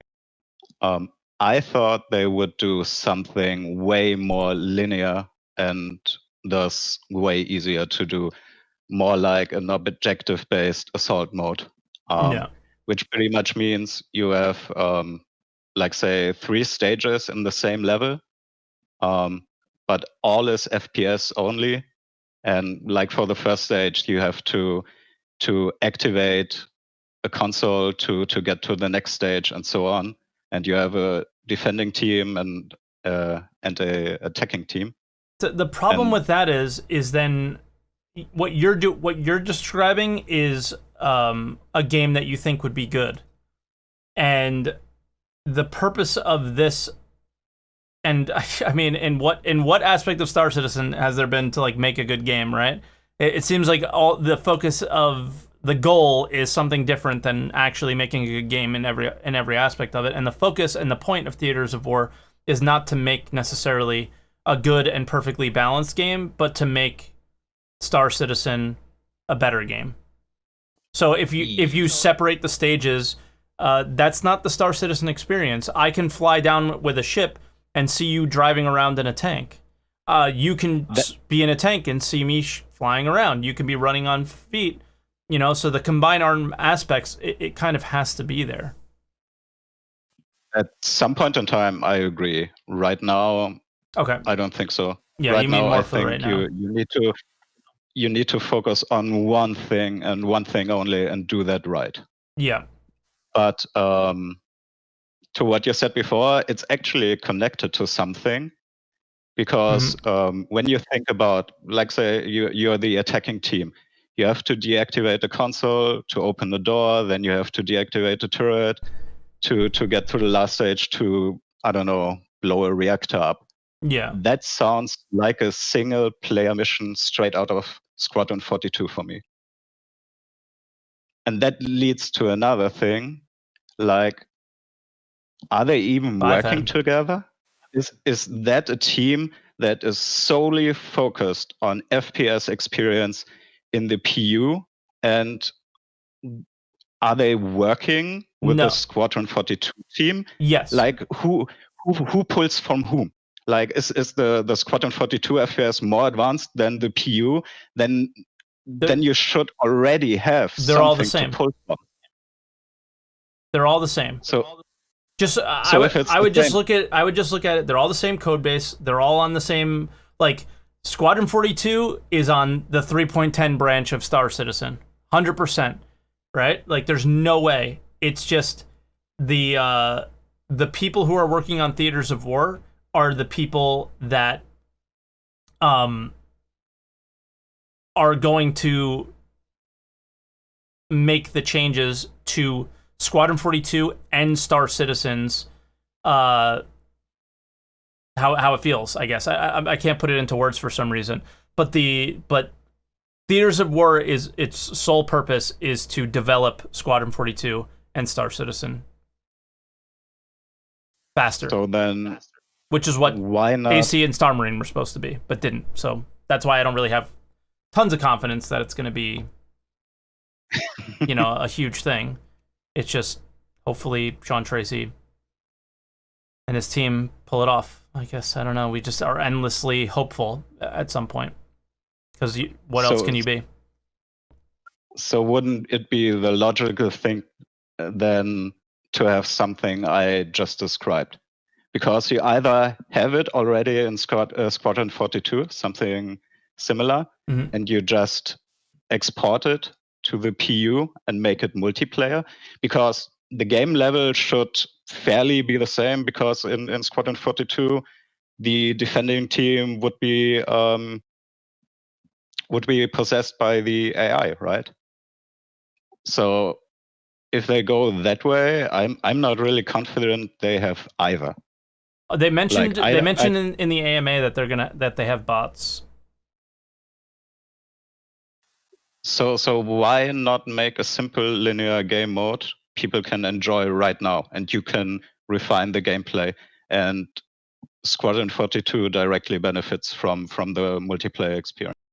Because all of them require that combined arms more complicated. Like, I think you're forgetting that Star Citizen is just this incredibly complicated, ridiculously put together project. You know? Like, I think you're using too much logic for a game that didn't use it when they were developing it early on, right? Like, they were like, let's take a little bit of salt, let's take a little bit of pepper, let's put a little bit of lemon in here, but then they took, like, I don't know, something that makes no sense in it. Let's take Arizona green tea, and let's pour that in there, and cereal? Yeah, that sounds good. Let's throw some cereal into this mix, right? So they grabbed like so many things and tried to make the most epic, best damn space sim ever, and what they ended up coming up with was something really complicated and incredibly hard to not only make, but balance and make fun. That's why we are in year 8 and barely have anything to play. Yes, I mean, that's very clear and obvious, but the way to get to where it's very... the way to get to where you can play something, I think, would take one aspect of that very complicated, difficult to balance thing and play it over and over and over again and tweak a little bit at a time and a little bit at a time and a little bit at a time, which is what their plan is to do. And hopefully it works. Do I think it will work? I'm not confident that it will. It might. It might not. I have no idea.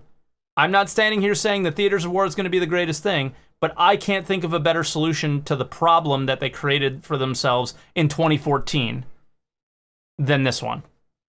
That's all I'm trying to argue here.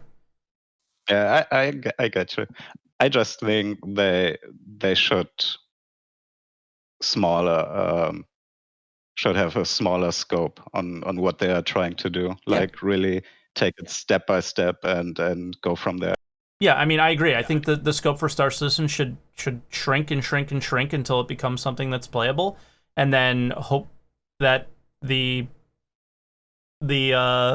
support is there so you can, and then everybody gets at least a game that they can play. But I don't think I don't think a lot of the people, like, dude, they made $15 million last month.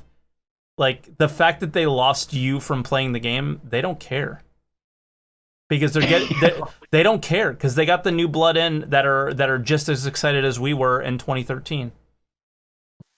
Yeah, I agree, and sadly, I think that's part of the problem. Yeah, like there's no real urgency. Yeah, there's plenty of problems. I agree. It's just, I mean, and I'll ask you this question as it comes down to this. A year from now, do you think we're going to be playing Theaters of War pretty regularly? I mean, I don't exclude anything, but given our past experience... Stop using your German brain and just tell me how you feel, damn it. You goddamn efficient Germans. And your logic. I don't think so. Okay. I think you can fix the FPS performance or increase the FPS performance. I think you can have a better map design layout, but I'm not sure the netcode is there to support it. And the netcode is probably the most important thing. Yeah, and they're just not there. Yeah. All right. Well, IDD, dude, it's so nice to hear from you. I'm glad you're doing well, and hopefully things slow down a little bit for you, so you can. Are you at least getting free time for yourself? It's just that you're not spending it on Star Citizen as much anymore, right? Yeah, I usually take every second to completely switch off. Gotcha. Yeah, man. Well, it's great to hear from you again, and I hope we hear from you again soon. Yeah, thanks, buddy. Hope you're doing well, Liz. I am. So we'll talk to you, man. Be good. All right, and on to another regular caller, Henrik. Hey, Henrik, what's up, man? Hello, Mike. How are you? I'm fine. I didn't know there was an ATC today. Well, yeah, because the title says no ATC today. Because we weren't planning on doing it, because just the amount of sleep I've been getting over the last couple days. But we decided to. So yeah, for anybody watching this on YouTube, the title literally says no ATC today. We're just gonna look at armor, and we never ended up doing it because the game kept crashing. But yeah. So what do you think about Theaters of War, man? What? I mean, I'm one of those that have tried it at CitizenCon. Oh, nice. And Okay, we cool. were able to go to those. And my first thing, it seems quite stable, at least on that server they were playing on there. Local server. And, So yeah. Yeah. Of course, when you have all the parameters, you will get a perfect experience. Mm-hmm. And some of it really seems like a testbed actually when I think it's back on it. Okay. You only have 3 different loadout you have to choose between, so they are able to specify which loadout is going against which, and over that I can see them select 3 maybe every month and can we touch on that a little bit? Those together. Yeah. Oh. Okay, so they give you a few different loadouts, and I kind of figured that out by the AMA as well, having never played, is that they only talked about, like, I think Sabres and Buccaneers as the ships that you were able to use, but then they also mentioned something like not Terrapin, one of the drop ships, the one that they unveiled at CitizenCon. I can't think of the name right now, but do you think that that's a good thing? I feel like it is for now. Like, okay, you have a couple different weapon types. The Valkyrie, thank you guys. A couple different weapon types, and then do you gradually bring in more and then balance them around what you have? Does that make sense? Yeah, I think they could do something like that. Yeah, do you think that that's what? And do you think that's what they're planning on doing? Because I think it's weird if they don't, and then you have these weird weapons in the PU that you don't have in Theaters of War. Yeah, I'm following on that, and I'm hoping they will do it in that way. Okay. And yeah. So let's talk about it. Yeah, go ahead. Sorry, I was gonna say let's talk about more about your experience, but I think that's where you're going. Yeah. Have you? If you don't understand, I don't think anyone really understand how those waves were working. Yes, please help explain. Have anyone tried Star Wars Battlefront 2, one of the old ones? There was a game mode called Galactic Conquest in that. I think I played it, but it's been so long. Yeah. It's one of my childhood games, so I remember them quite good. But in that, you have this Galactic Conquest where you can set a ship on top of one of the planets you want to protect. And before they could attack the planet, they have to destroy your flagship on that planet. Okay. So you first have this space fight where your objective was to destroy the enemy ships.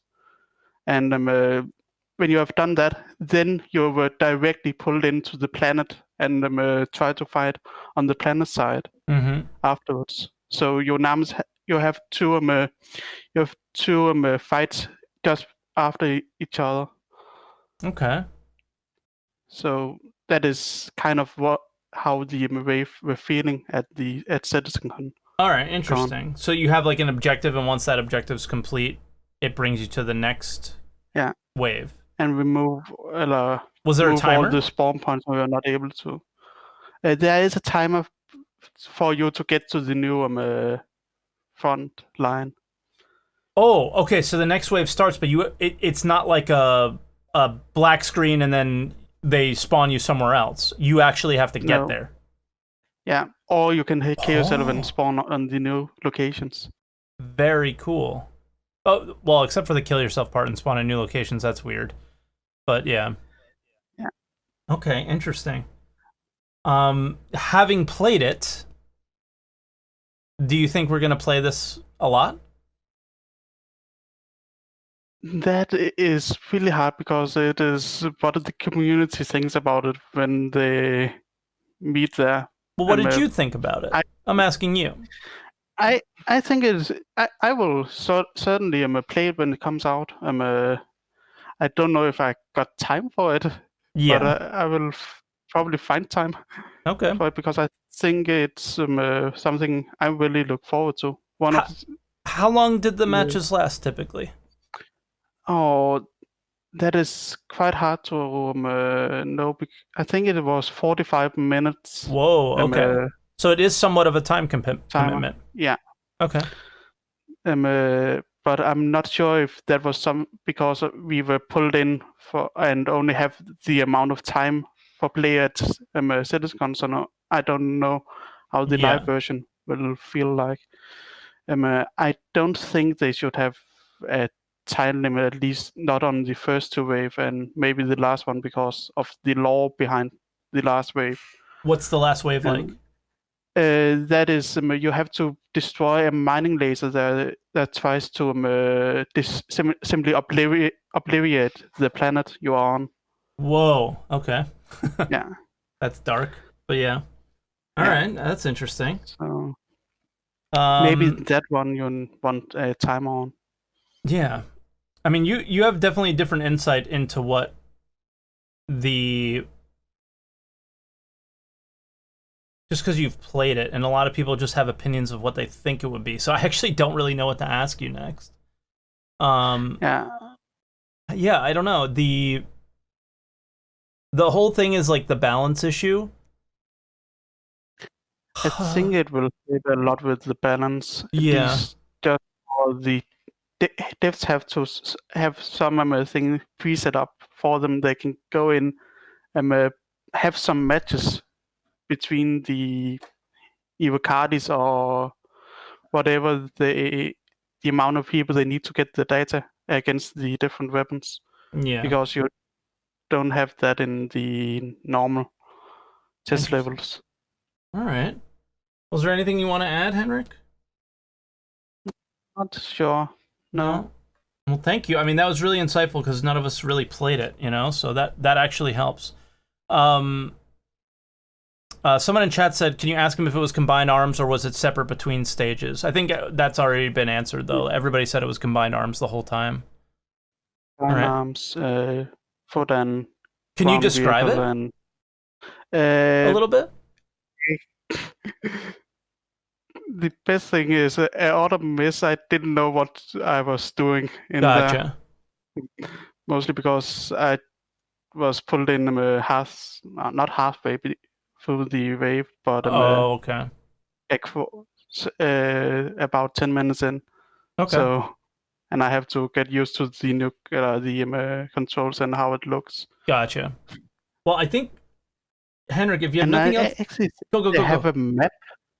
I think they had a map over the area, so maybe. Oh, like a mini map? I'm not. Yeah, a mini map over the area, so you can figure your way around. So that's maybe something incoming with at least the start of the mapping system. Okay, interesting. All right, nice.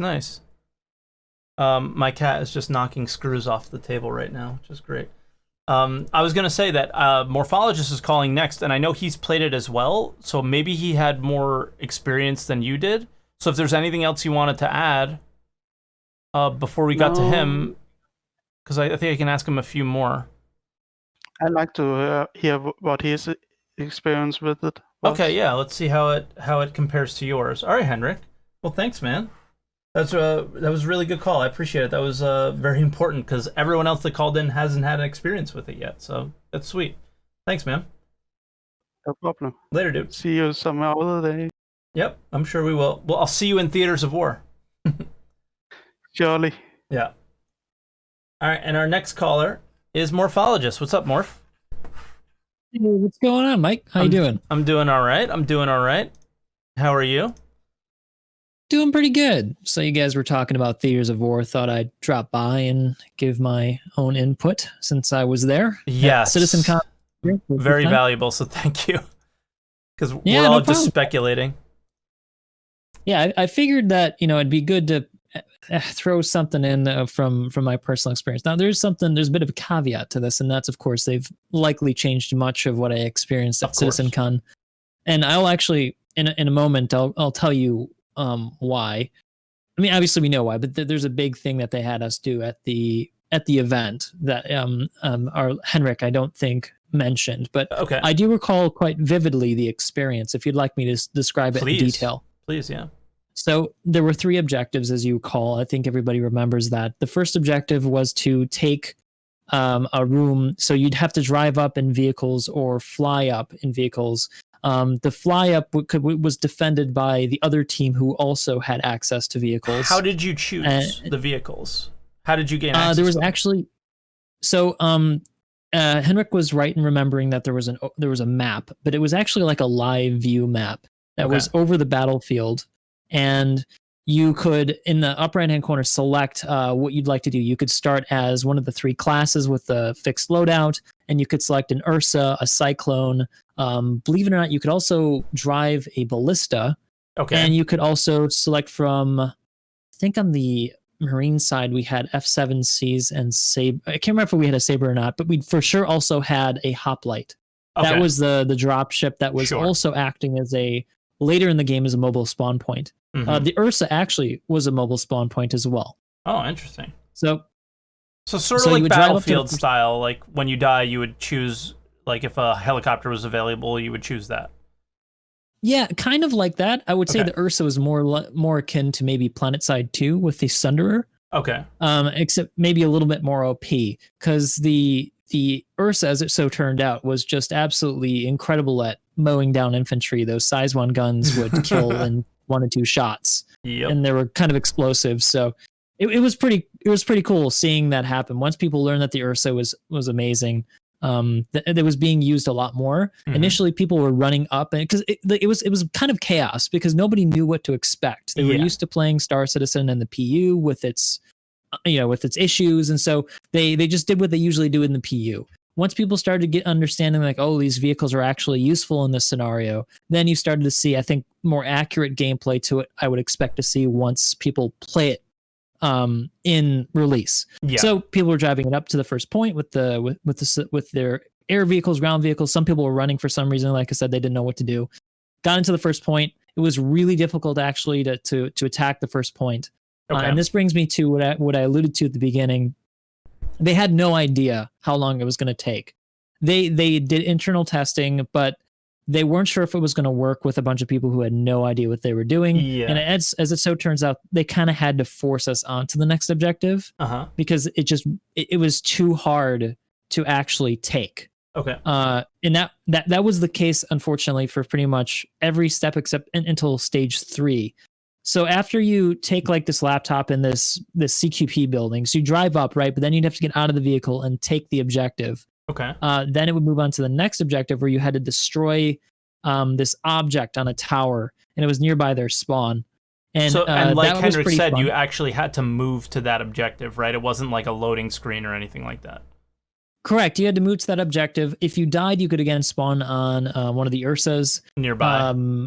And then there was an updated spawn point after a certain point that was at the objective A. So A, B, and C, right? 1, 2, and 3. Sure. After you took objective B was blowing up this thing, so you needed vehicles to blow it up. Mm-hmm. There was also the rocket launcher that was available. We were using the Animus actually at that point, as well as the rail guns. So people were shooting rockets at it and trying to blow up the second objective. I think we ended up actually blowing it up. It took a really long time. Then we moved up into space, got into hoplites, and that's how we attacked the station. So there was there was a bit of kind of required space or ship combat. Even if you were only doing FPS stuff, you still had to be in a ship at some point to get to the next objective in space. Okay, and that was really cool. I actually like that transition, going up and actually experiencing the combined arms part of it. And then after we got into the station, it was pretty chaotic with the CQB. It was hard to know where people were coming from, and I think that was just like, again, confusion. And overall, not knowing the map or whatever.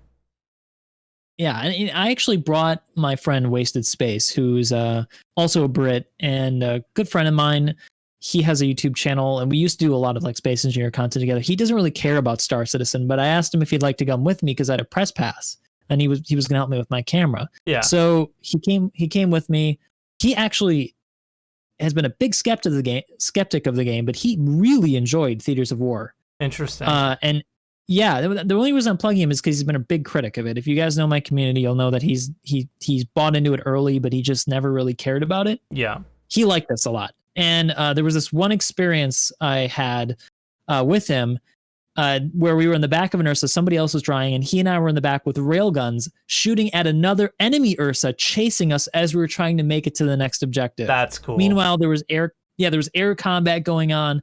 It was like the most epic experience that I've ever had, or one of the most epic experiences I've ever had in Star Citizen, just in like a few minutes of jumping in. And I think for me, I think Theaters of War is going to, this isn't even speculative. I really do think this is true, that it's going to show you what's possible given the right conditions in Star Citizen. In terms of combat, for sure. Yeah, which is what we can't. In terms of combat, yeah. Yeah, which is what we just can't do in the PU at the moment.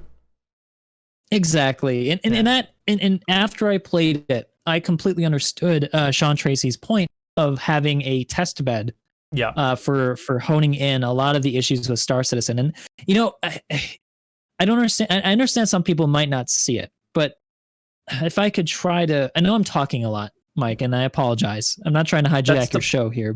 No, that's the point. We brought, you're here, and we asked people to come on because to share their, especially if they had experiences with the game. So, talk away, right? You and Hendrik were vital to this because we were just speculating the whole time. So coming from your perspective, it's really important. Yeah.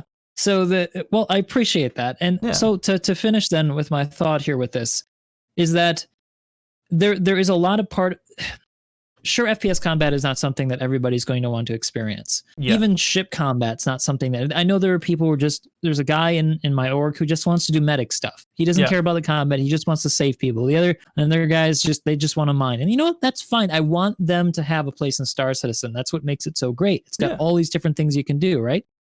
But what it's going to do is it's putting the servers in their absolute most stressed state. And the most stressed state possible is when you have lots of people in an area shooting off weapons, projectiles, colliding with each other, causing explosions. If you want to test server stability, that's how you do it. You throw people at each other with all the tools they have. I'm sorry, but 50 people mining in an area is not going to be the same thing as a bunch of people shooting rockets and blowing up ships and doing FPS combat at the same time. That is how I think that if they use it the way they said they're going to do it.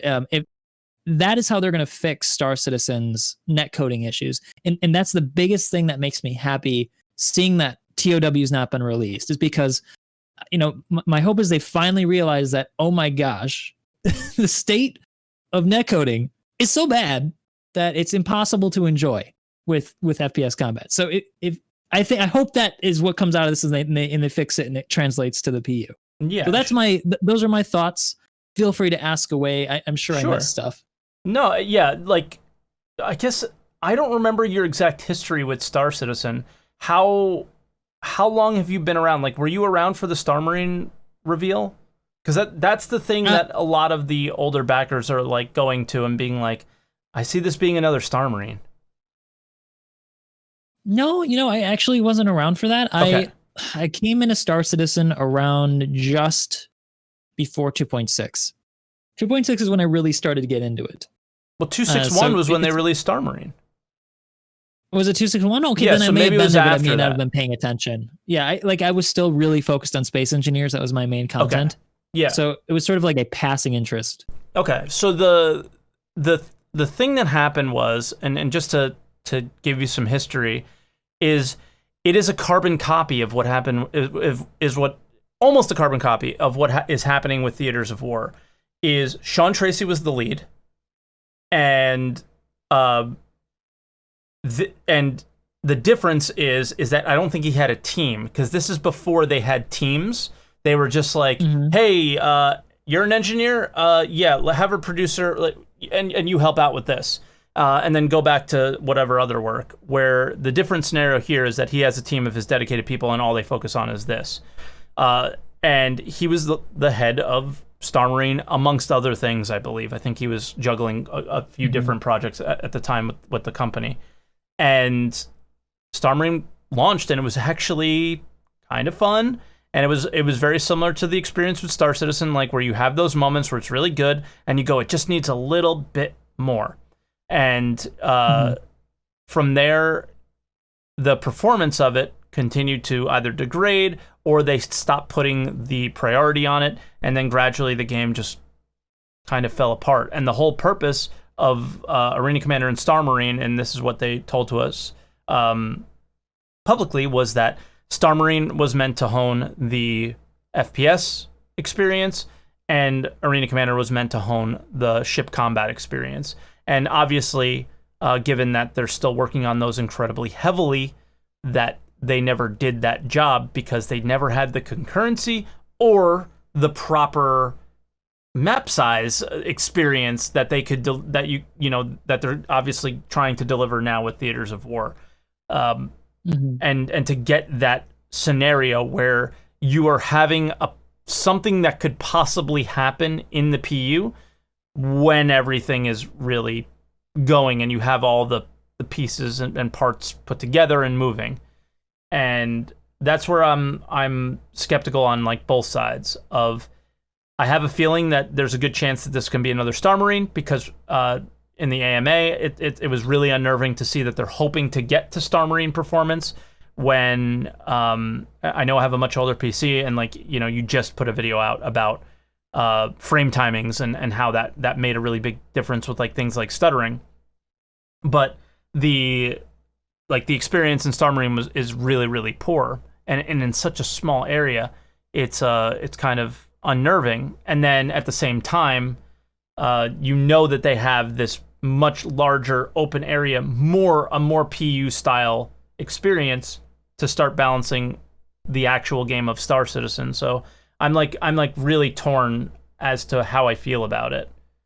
But yeah, it's just that's kind of the history of it, and it comes down to like, it really comes down to is like, is this going to be the same?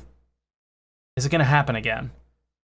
You know, and the more skeptical Star Citizen backers like myself feel like it will. Because Sean Tracy is such an important person that if there's no concurrency in that game, they're going to pull him off of it. And the second they pull him off of it, it's done, you know? Indeed. I think that it's safe and it's a good idea as a caring member of the community to be skeptical of everything, because that skepticism is what holds their feet to the fire in a way. Yeah. And that's good.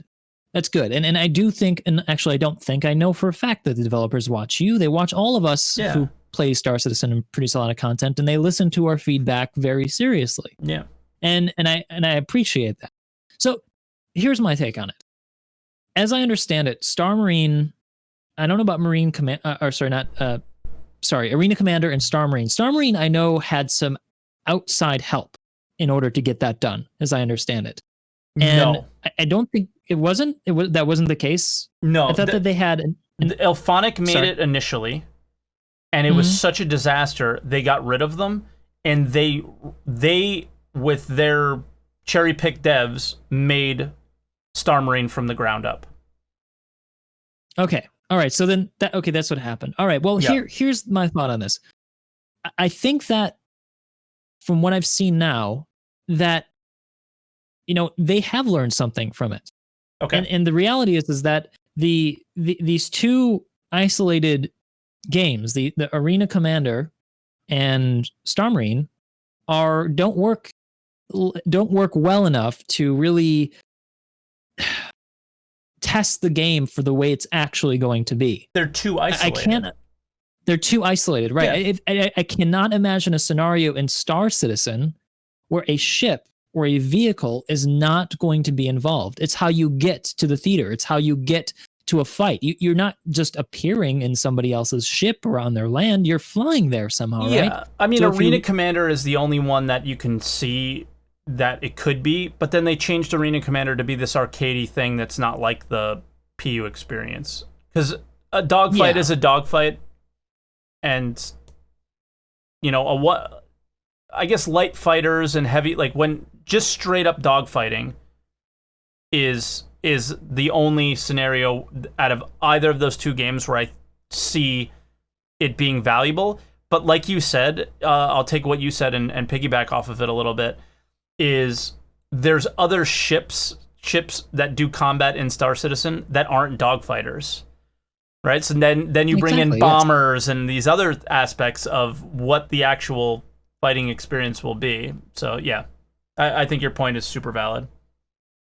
And I think that what I've seen now from having played at CitizenCon is that if your concern is that the combined arms will ruin your experience as a dedicated pilot or a dedicated FPS person, it will not.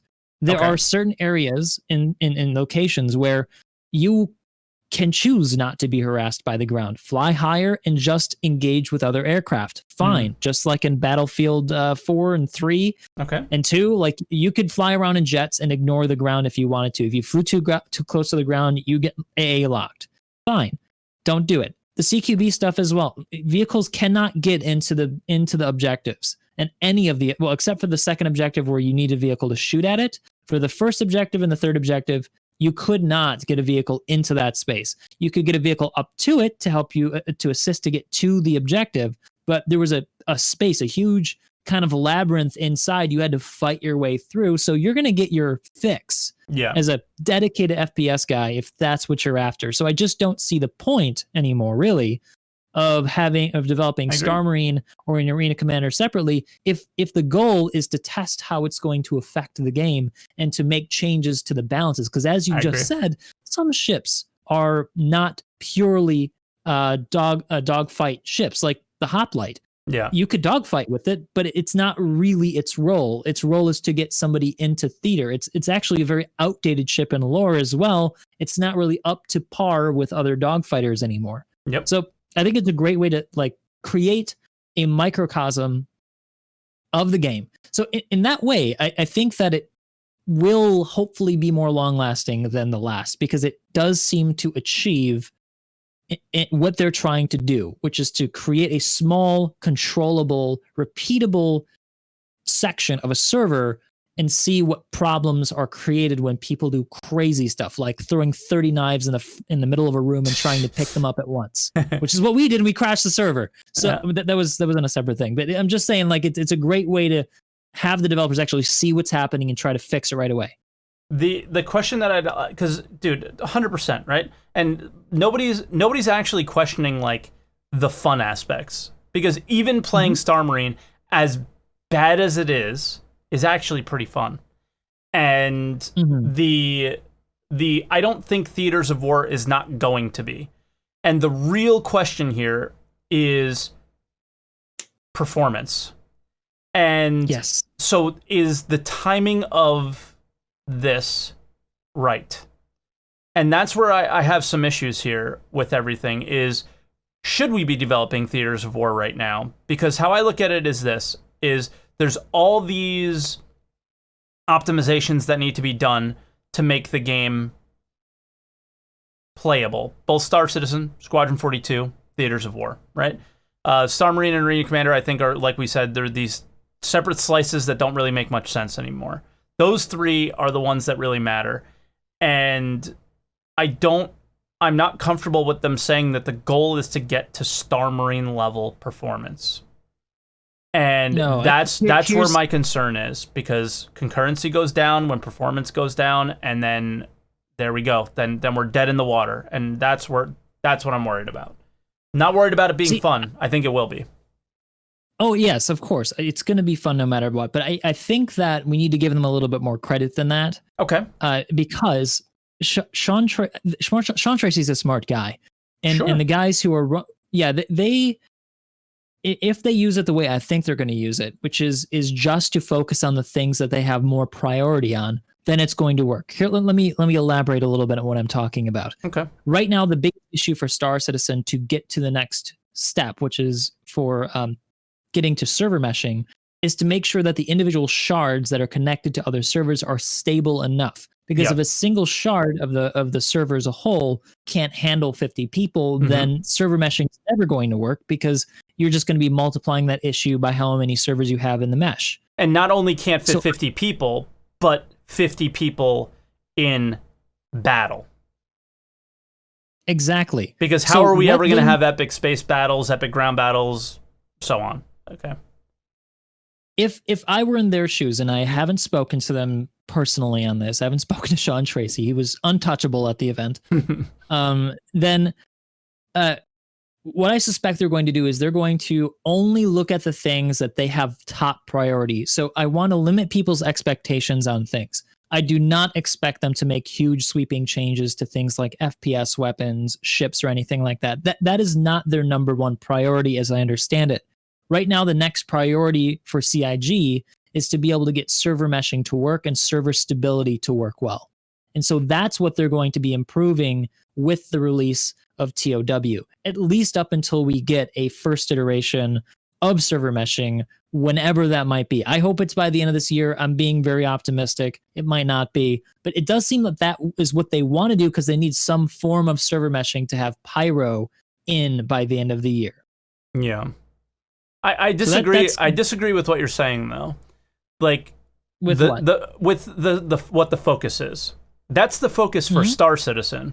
But the beautiful thing about Theaters of War is they're this separate team that's able to focus on those sweeping balance changes.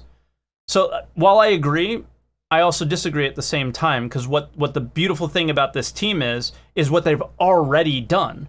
Fixed issues that we've had with FPS weapons forever. Made balance changes, even though I don't like them, to the movements. Right? That's what. So I think that's kind of the really cool thing about this, is that they're able to focus on exactly what you're saying, and then at the same time solve all those little paper cuts that have been killing us when we ever try to do anything in relation to gameplay in Star Citizen at times. I guess when it comes to combat. So I think it does both, which is like, I don't disagree with you, but I think I can add to it. No, I think you're right, but at some point there needs to be a prioritization when they have meetings on what's go no go and how things are progressing. And I suspect that in the hierarchy of things, that weapon balance is going to take a back seat, even though it's a separate team working on weapon balance than is working on net coding. Like, it's also separate people. I mean, we're talking about one person going into a menu and changing a number versus an engineer coding performance optimizations. But the other thing to consider is that everything's interconnected. This is a system. It's not necessarily isolated. So if you change something, say with a ship or a weapon, you're introducing new code into the system that may cause additional issues with net coding. And so they may instead, if there's sweeping changes that maybe make too much impact on the server performance, they might say we have to wait on that. When you say when you say sweeping changes, you're not referring to necessarily what I am. It's just like changing a number in an XML, right? Correct. I'm not referring to that. Okay, because those are the changes that I see. The priority of the actual Theaters of War team is like the little tweaks to make things better. And then the focus being exactly where you say it is. It's on performance, on that individual shard, getting that where it needs to be, and then having server meshing connect us together with different ones. I suppose I can use something as an example here, because I've heard of this a bit from the part of this was from Star Citizen leaks, but part of this is from what I've heard personally. Okay. It is or experience personally is just as an example, the balance between the Buccaneer and the other ships that were used in Theaters of War. Yeah. They thought, the Bucky's great for the pirates in lore. They're flying Buckies, right? Well, the Bucky kind of sucks. And it was in their AMA. It died twice as much. Right. It died twice as much. So what's their solution? Well, right now the vehicle team's working on a ton of stuff. They probably don't have time to completely rework and rebalance. It requires more than just changing some numbers. It needs maybe some rethinking on the way it works to be effective. So what they're going to do instead, they're just going to make it spawn more, and that's going to be the fix right now. So instead, they're not going to You kind of get what I'm saying is that it's Yeah. not priority for that to tell the vehicle team, all right, you have to start working on the Bucky now because Theaters of War. It's definitely going to go on the list. Like, oh, we got to fix this at some point. Clearly, this ship is not working. That's the point of Theaters of War for every part of Star Citizen's combat. I'm just saying that, that's not necessarily priority, but I get what you're saying, and I think we generally agree here with what Theaters of War is going to do. For sure. It just comes down to if the performance can hold up to have people keep playing it, then Theaters of War will always be relevant, I think.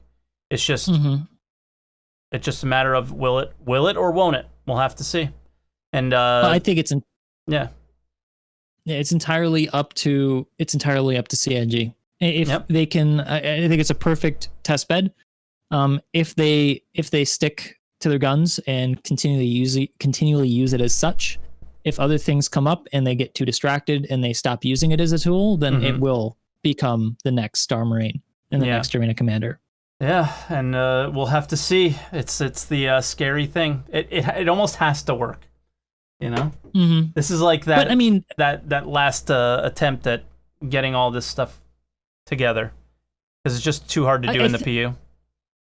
I think if it doesn't work now, it's that too early question, and I think that's another part of the reason why Arena Commander and Star Marine didn't work. Is it was too early. Way too early. You remember back then, 18 people on a server, and we still couldn't get above 30 FPS. Yeah, there weren't even moons or planets or anything. We just had 2 stations. I mean, Grimhex got added after Port Alisar, and it was still running like crap. Yep. There's no way they could have practically used Star Marine and Arena Commander to do much. No, and that's what they thought would happen. I think, but back then they also thought that by June 2020 we would be in a different place than we are now. So back then when they were doing all that stuff, the pace of development they thought would be a lot faster than it was.